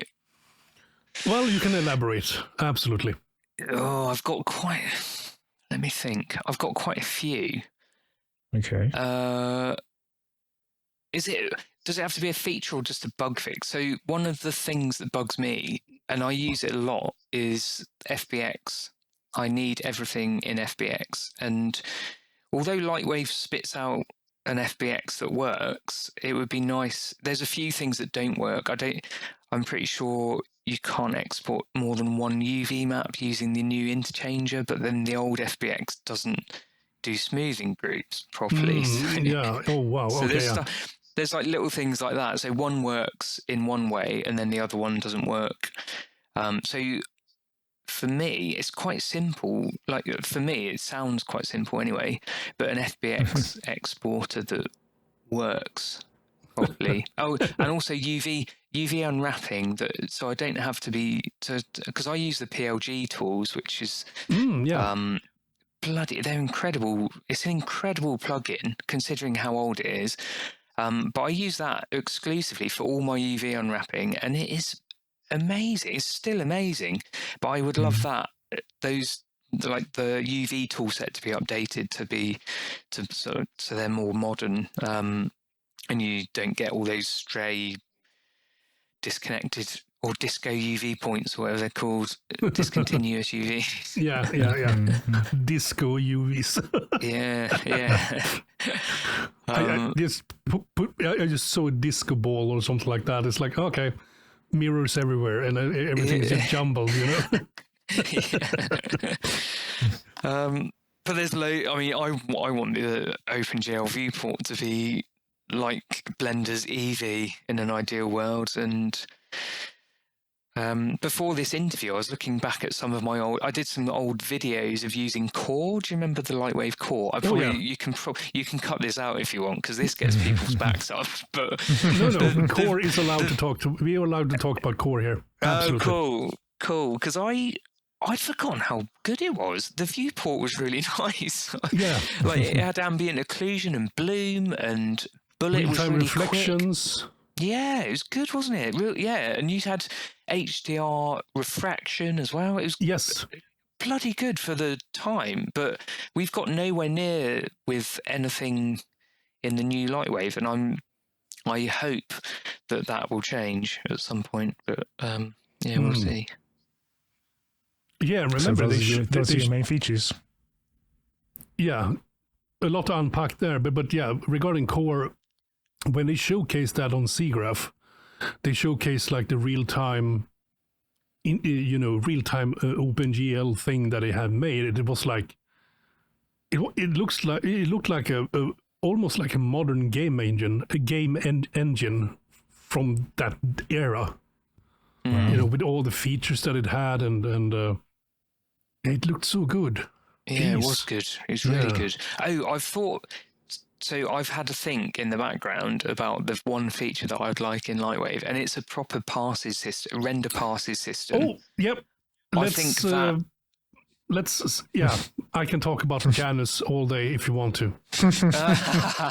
I remember your training videos on Janus. I remember those. I remember watching those a long time ago. But there's nothing like that at all in LightWave anymore. No. And I know we've got EXR Trader, which is brilliant, but it's not a passes system. No, it's for buffers or AOVs and stuff like that. But yeah. But a proper passes system where you can house all of your passes in one LightWave scene would be incredible. That would be life-changing. Yeah, I mean, just going back to the interview with the guys from Nimus 3D, Lewis and Luke, and one of the reasons people want to use LightWave back in those days was because the render engine was so fast and a really good production render engine, but one of the faulty parts is that it doesn't have a pass management system. Janus saved us a lot for that stuff, but that was one of the reasons why we could use LightWave in production, was because we had Janus. Otherwise we wouldn't have done it. Because we needed to render a lot of passes back then. Yeah. And we went from Maya that was super buggy. So Maya meant array. Maya's render layer system was super, super bad. You created a new render layer and you added like say an occlusion shader. Oh, all the other render layers are now fucked. What? Really? Yeah, it was like that. Because the one in 3ds Max isn't great. I mean, it was sold. I mean, as Autodesk always do, it was sold as this amazing new feature, and I think they just bought it. They bought it from. It was just a third-party thing that they just threw in. But it was so unstable. You could just be in the middle of a scene and creating a new render pass, and then everything's crashed, and it's like, and you can potentially lose stuff because the files become corrupt. I had that quite a few times. Yeah, and then you can't even import because you can't open Max files like in a text editor or anything like you can with most of LightWave stuff. You just end up with a corrupt file that you can't even load stuff from. It's horrific. Oh God, yeah, that's oh wow. How would you use that person in your work? The render passes. So I do some of the animations I do they just need overlays, which I usually create using like a black and white mask. So I'll set up a texture on an object. I'm trying to think, say electricity passing through a cable or something, and I'll just set up a black and white mask on a cable, and I have to then save that out as another scene, specifically with that as an output. I guess I could use render buffers for some of it, but sometimes you just have to tweak the settings just to get it right. Like per object render settings and things. Or, I don't know. I'm trying to think of other things. Generally for rendering stuff in layers, I render a lot of stuff in separate layers just so I can tweak it in post. Whether it's shadows or turbulent stuff. Sorry, I slipped back into 3D Studio Max mode for a second. But yeah, turbulent stuff, I'll render out in separate layers and then comp it all in. And it's useful to be able to turn different lights on and off based on what you want it to look like when you comp it all together. Oh, yeah. Okay. do you know Michael Wolf and his plugins stuff? Oh yeah. I used all of it, most of his plugins. Yeah, that's actually also a question about what. But before we go into that, I made a tutorial about a tool that he made that is called Second Unit, that allows you to essentially create render passes based on camera names. So, right. Yeah, I made a tutorial tutorial on that, but it's fairly limited. It's like a poor man's thing. However, each scene that you save out, because you need to save each scene out with the selected camera as the render camera, right? Mm-hmm. But each scene actually contains all the information. So if you open, it doesn't matter which scene file you open. You don't have to have a master scene file. You can just open any scene file that is a render scene file, and then just, I need to resave that other camera scene file because I screwed something up, whatever. It's kind of cool, but it's very limited, of course. Hey, I've not actually heard of that. Yeah, I'll have to look that up. Yeah, just look for Cageman on YouTube and you'll find it. Yeah, I'll watch that. We just need a new Janus, don't we? Well, yeah, but the Janus was still external stuff, but it took care of everything for you. It was really good. That's right, it was. So it just read from the scene files. Mm-hmm, yeah. Yeah, that's right. I forgot that. Yeah, but it had this really nice interface, so it just generated the render scene files for you, and you just put them on the farm. And it's, and you could test, you could press a shortcut key, and then it would actually do a test render of that pass that you just set up. It could even do like proxy stuff. So, one of the last releases, he actually implemented a way so that you don't even need to load the master scene file.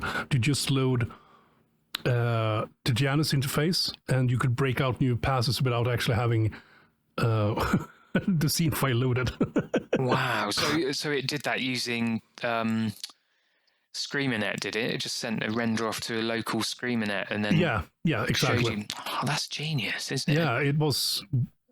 I mean, I've been looking into like Houdini and render ops and getting back into render wrangling in Houdini nowadays, and it's like, and I'm remembering looking back to Janus, you could do it was so fucking flexible. It's like, wow, but also very complicated as well to learn, of course. But yeah.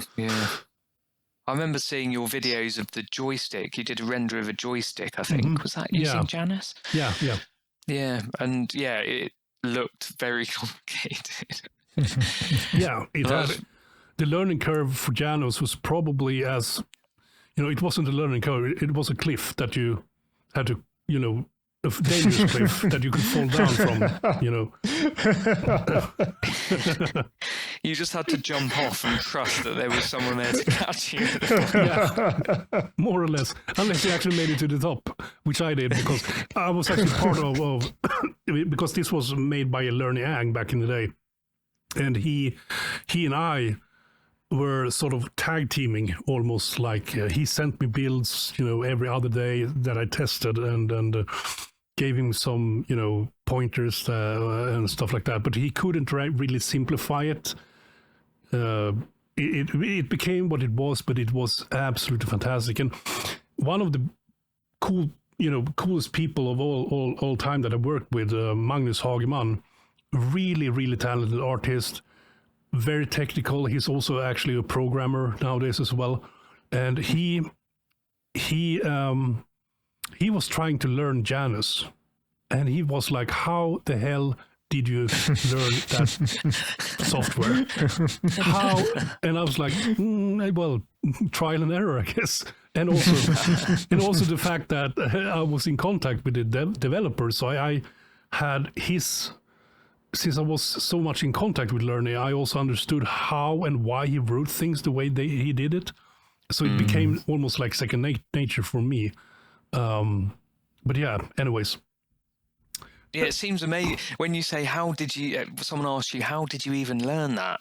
How the hell did he code it? Like, that is just ridiculous, isn't it? Yeah, L script. It's all L script. By the way. Was it really? Wow. Yeah. Cool.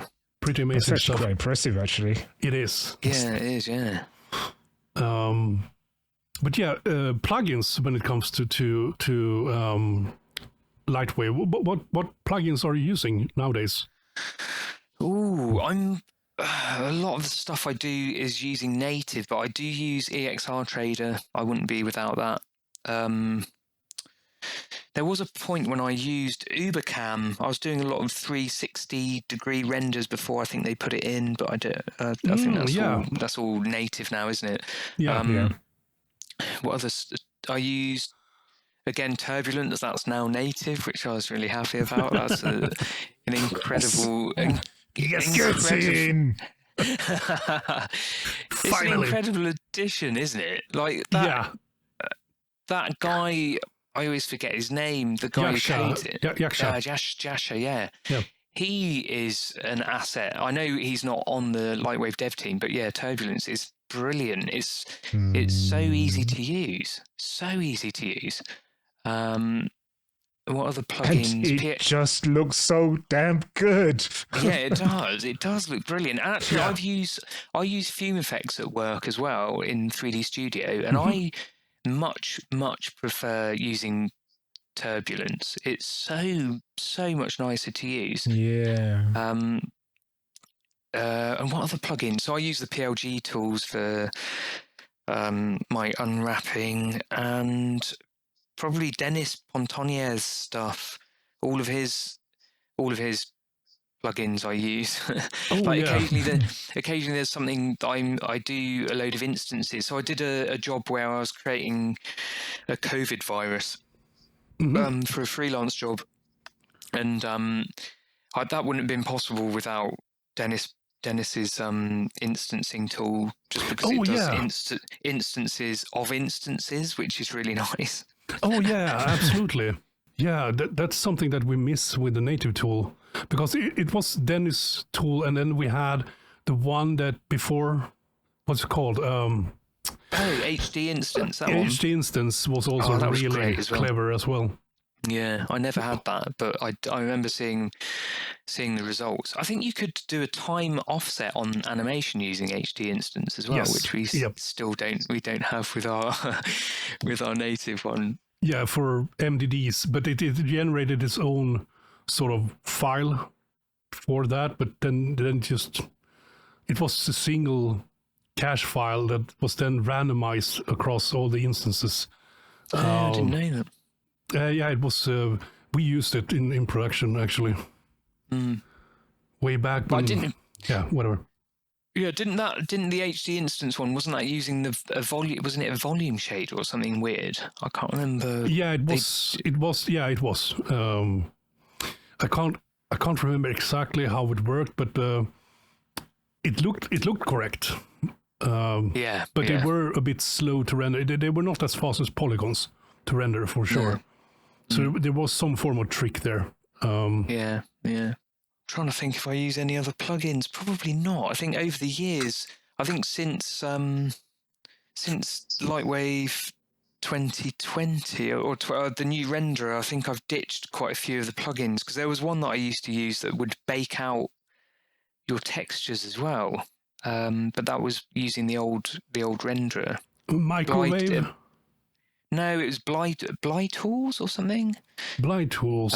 Yeah, it was a very niche plugin, but you could use it to bake any of your textures, which was really cool. Like all of your nodal stuff would be included, and then all your bumps would come out as a normal map, and it's really nice. Ah, okay. Never used that one. I think I have some. I think I have some of his other tools though. Because that was free stuff, right? Yeah, it was free. It was free, or you could buy it for commercial use, I think. But I just used to mess around with it. I never actually used it on a project. But it was a really cool tool. And actually, if we had something like that for PBR, that would be pretty cool. I'd definitely use that.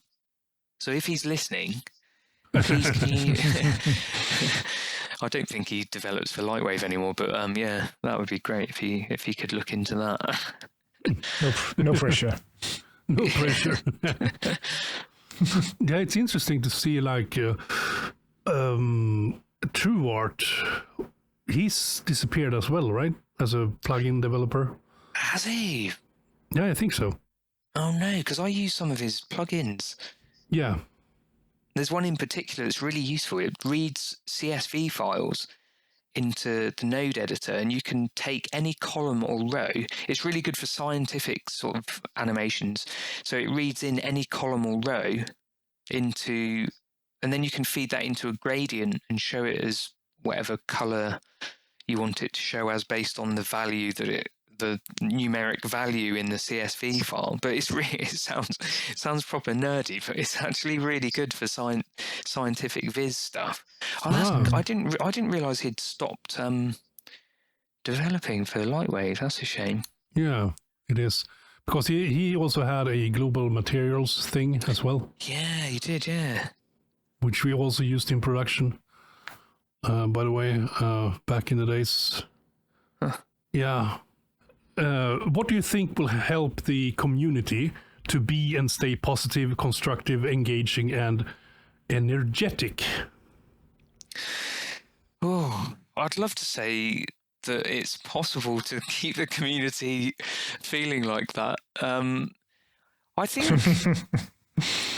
there's a lot of naysaying a lot of the time, and I think we go back to what Shabazzy was saying earlier with there's just a lot of disgruntled people, but I'm not sure they use LightWave a lot for work. I think the quietest people in the forums, or the people who never post at all, like Jet Cooper. Have you ever seen him post, really?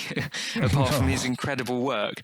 The quietest ones are the busiest ones, and therefore they don't bitch and moan. And I just think... I think Andy and the gang are doing a good job. I just think that they need to be cut a bit of slack. They're doing a monumental task. What they've done so far is bloody good. And I do think some of the marketing could be maybe a bit more.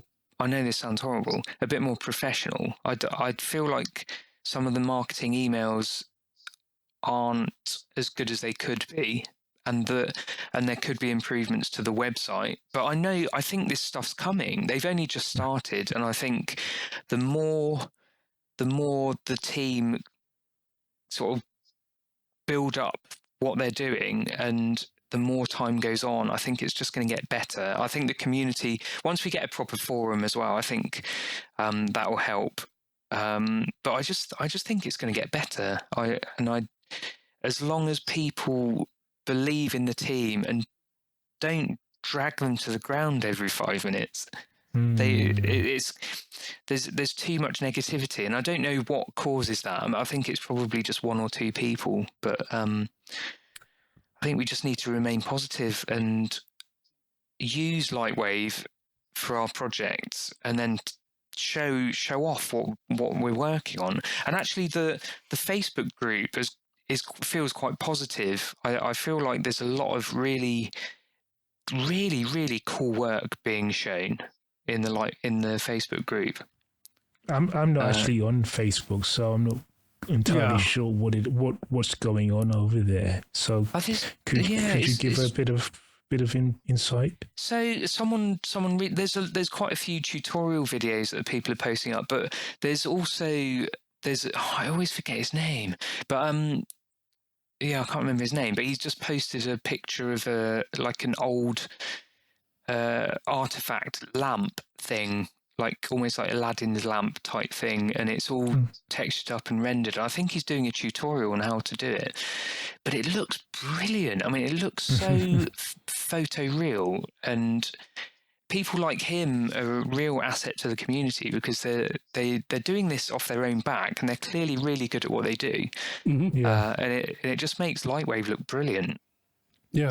So it would be fair to say then that if there was more demonstrations of positive uses of LightWave, either by the studios or by just users themselves, the community, you think that would help keep a positive feel to the community? Yeah, I do. I think in the old days we this is a long time ago, but we used to have a list. I think it was on the New Tech Europe website, maybe.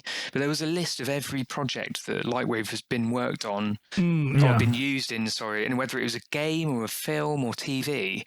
It was it is inspiring to see a list of everything that it's been used in, and I think we are missing that. But I know they're working on that as we speak.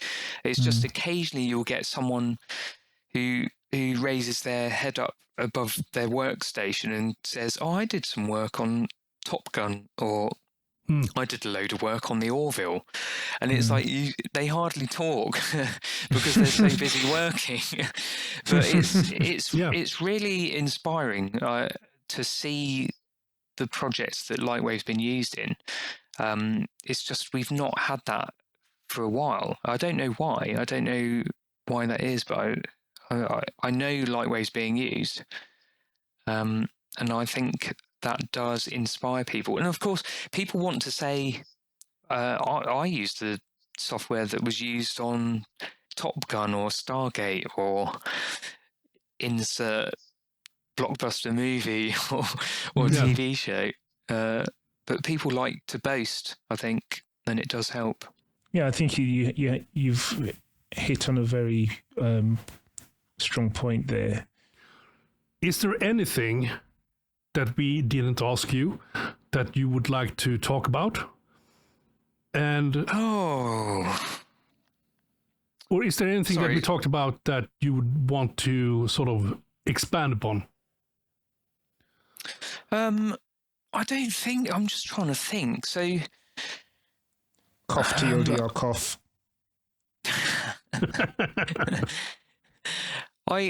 There's a few people that I find really inspiring, and they're not necessarily LightWave artists, but I wanted to mention their work because they've always inspired me. So the obvious ones are Chris Jones, and all of his work on the face stuff and the hand animation that he does, even his music, the music he writes, he's just insanely talented at everything.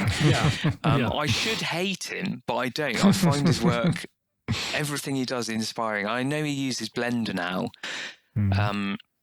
but I still watch The Passenger these days, and it is incredible. The animation and the scene setting and everything is perfect. There's also people like Neill Blomkamp. I don't know if he's a big LightWave, or used to be a big LightWave user, and he just creates these perfect sci-fi compositions. And I know a lot of it sort of cheats it, and he just does whatever he can to get to make the image, but just everything he touched when he creates a render is perfect to me. I just can't fault his work. And again, talking about him, I mean, I've seen a lot of his work, and it almost has this matte painting feeling to it. Yeah, it does. Yeah, but it's 3D. But yeah, it's amazing stuff. Amazing stuff. It's almost like previs. No, not previs. Like concept art almost. It's got a rough painterly feel, but they're beautiful. They're just incredible pieces of art. I'm trying to think. There's a Polish guy called Adam Spizak. I don't know how to pronounce his surname actually. His work is beautiful. He just does these hugely detailed sculpts of generally stuff like video game art or almost like fan art almost. But they're just so incredibly detailed, and he cranks out piece after piece, and he's very good at marketing himself. But that was his job, I think. But his artwork is just beautiful. I just want to shout out him and Chris Costa as well. His work blows me away. He does like photoreal sculpts of famous people's faces. I think it's all ZBrush and probably Arnold renders, but yeah, stunning. Yeah. I remember this LightWave guy, and there's essentially two of them.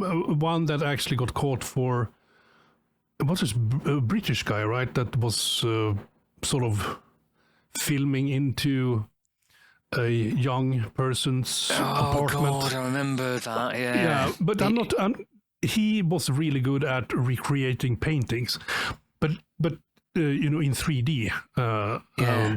But there's this other guy that I'm thinking about that made this huge, like super widescreen,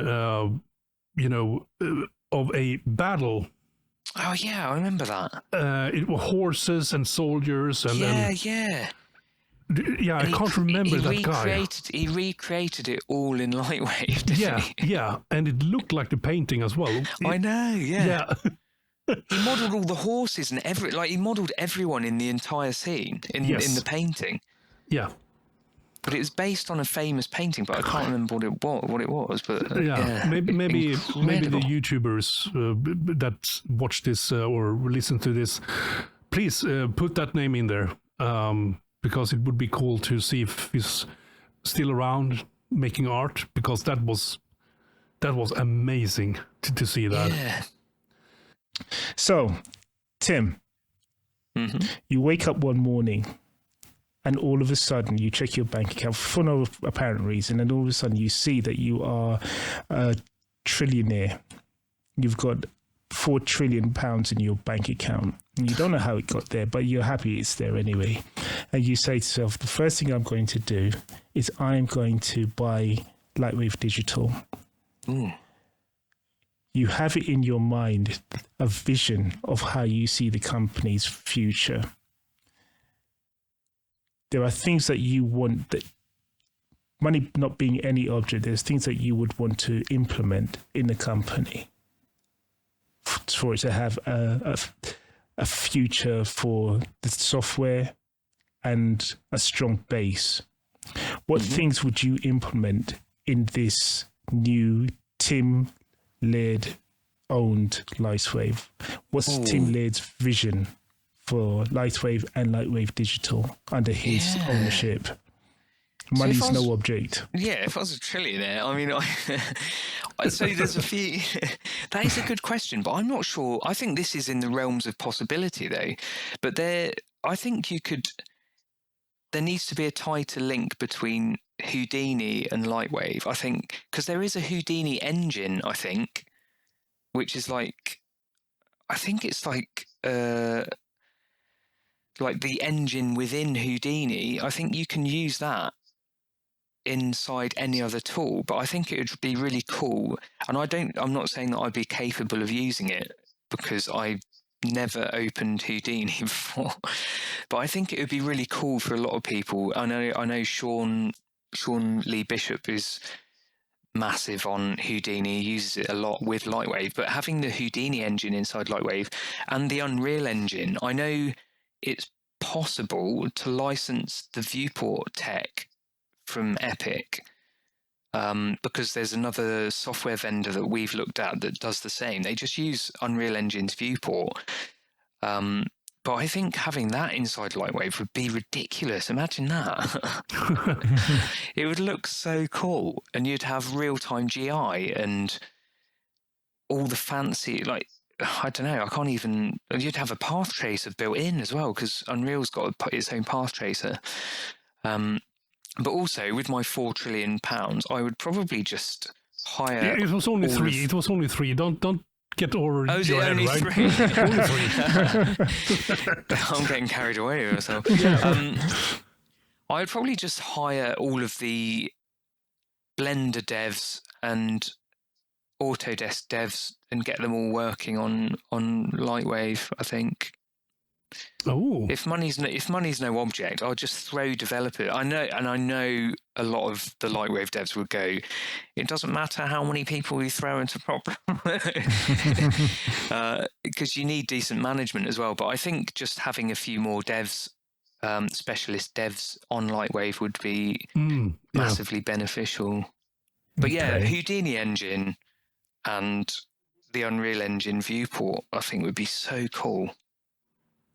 And by the way, okay, but bear in mind that outside of the software, the company has to have a position in the market.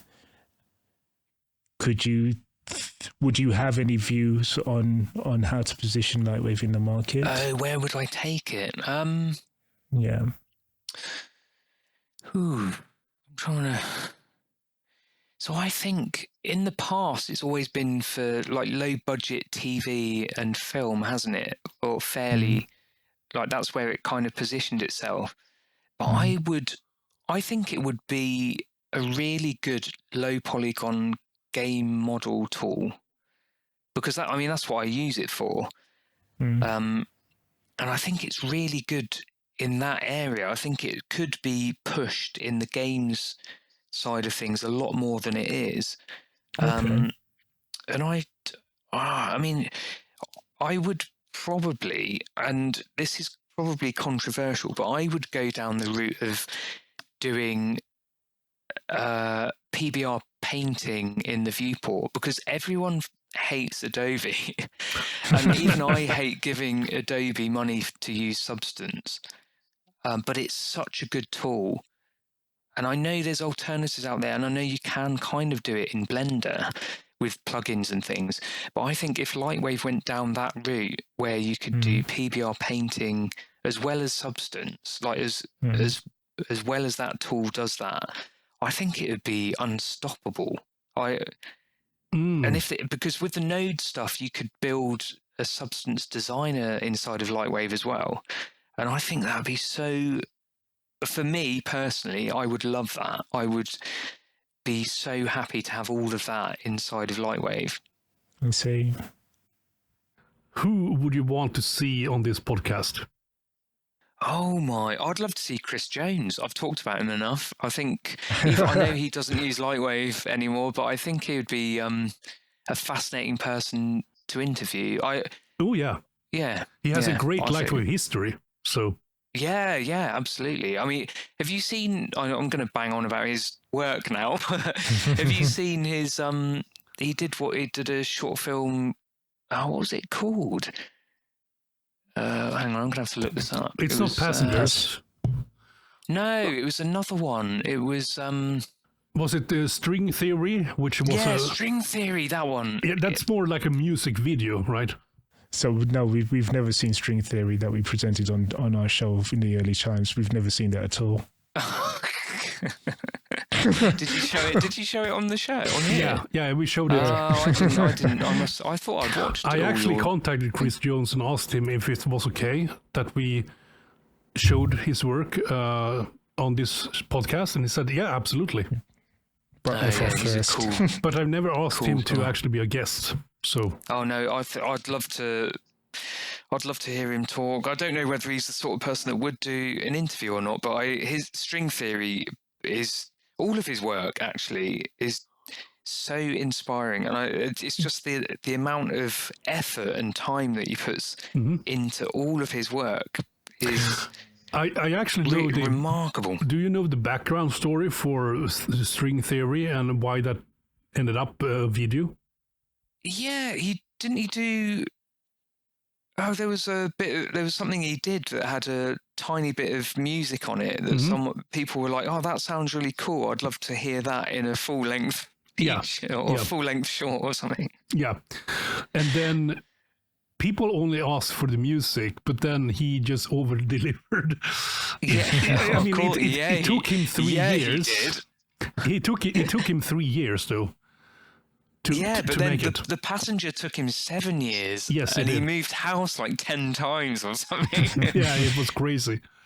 Yeah, the determination of his character as a person, like It's amazing.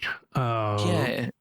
I mean, if there's anybody that's on the spectrum, it's definitely Chris. Do you reckon?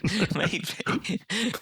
Yeah, because his level of focus is like no one else. I wish I could have a bit of that. Like, if I could say in 7 years I'm going to have a short film like The Passenger, that would be a definite goal.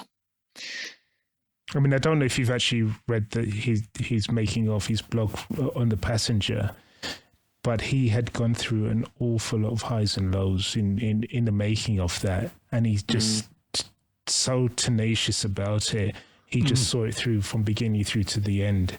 And if nothing else, you know, for me at least anyway, the fact that he was able to get it done, given all the challenges that he faced, just the simple fact that he finished it, I have to turn around and say, I doff my hat off to you, because many people wouldn't get it across the finish line at all. He's definitely a completer finisher, isn't he? It's he not like definitely is. He leaves any of these projects hanging, and he finishes them to such a high standard. That's what I can't believe. It's just they're some of the best work I've ever seen in any software, let alone a LightWave user. Yeah, and this is one of the things that when he was doing The Passenger, when you consider, and even when he did, what do you call the guy who was just the face? I forget the name of the he just had a face. He gave him a name anyway. Yeah, he did. Ed. It was Ed. That's right. It was Ed. Yeah. When he did Ed and he did The Passenger. When you consider the limitations that LightWave had, the versions of LightWave he was using to produce those productions, and the high quality that he was able to produce with that, I'm thinking to myself, this is extraordinary. It really is. Nobody has any excuse to complain about LightWave at all, simply because this guy has shown what you can do with the tools that you have. If you are an artist, this is what you can do with your skills. It's got nothing to do with the software. It's to do with the artist. He's the definition of that. You know, if you look at that phrase in the dictionary, you will see his picture right next to it. This is what that looks like. Yeah. Wow. Thank you so much, Tim, for taking your time being a guest on LightWave Digest. It's been awesome talking to you, hearing your thoughts on LightWave and why you use it and all that stuff. I mean, thank you so much. No, thanks for having me, guys. It's been a pleasure. I love talking about LightWave anyway. And I can't wait to hear your forthcoming episode with Chris James. Oh, yeah. I honestly don't think it's going to be as good as this one, though.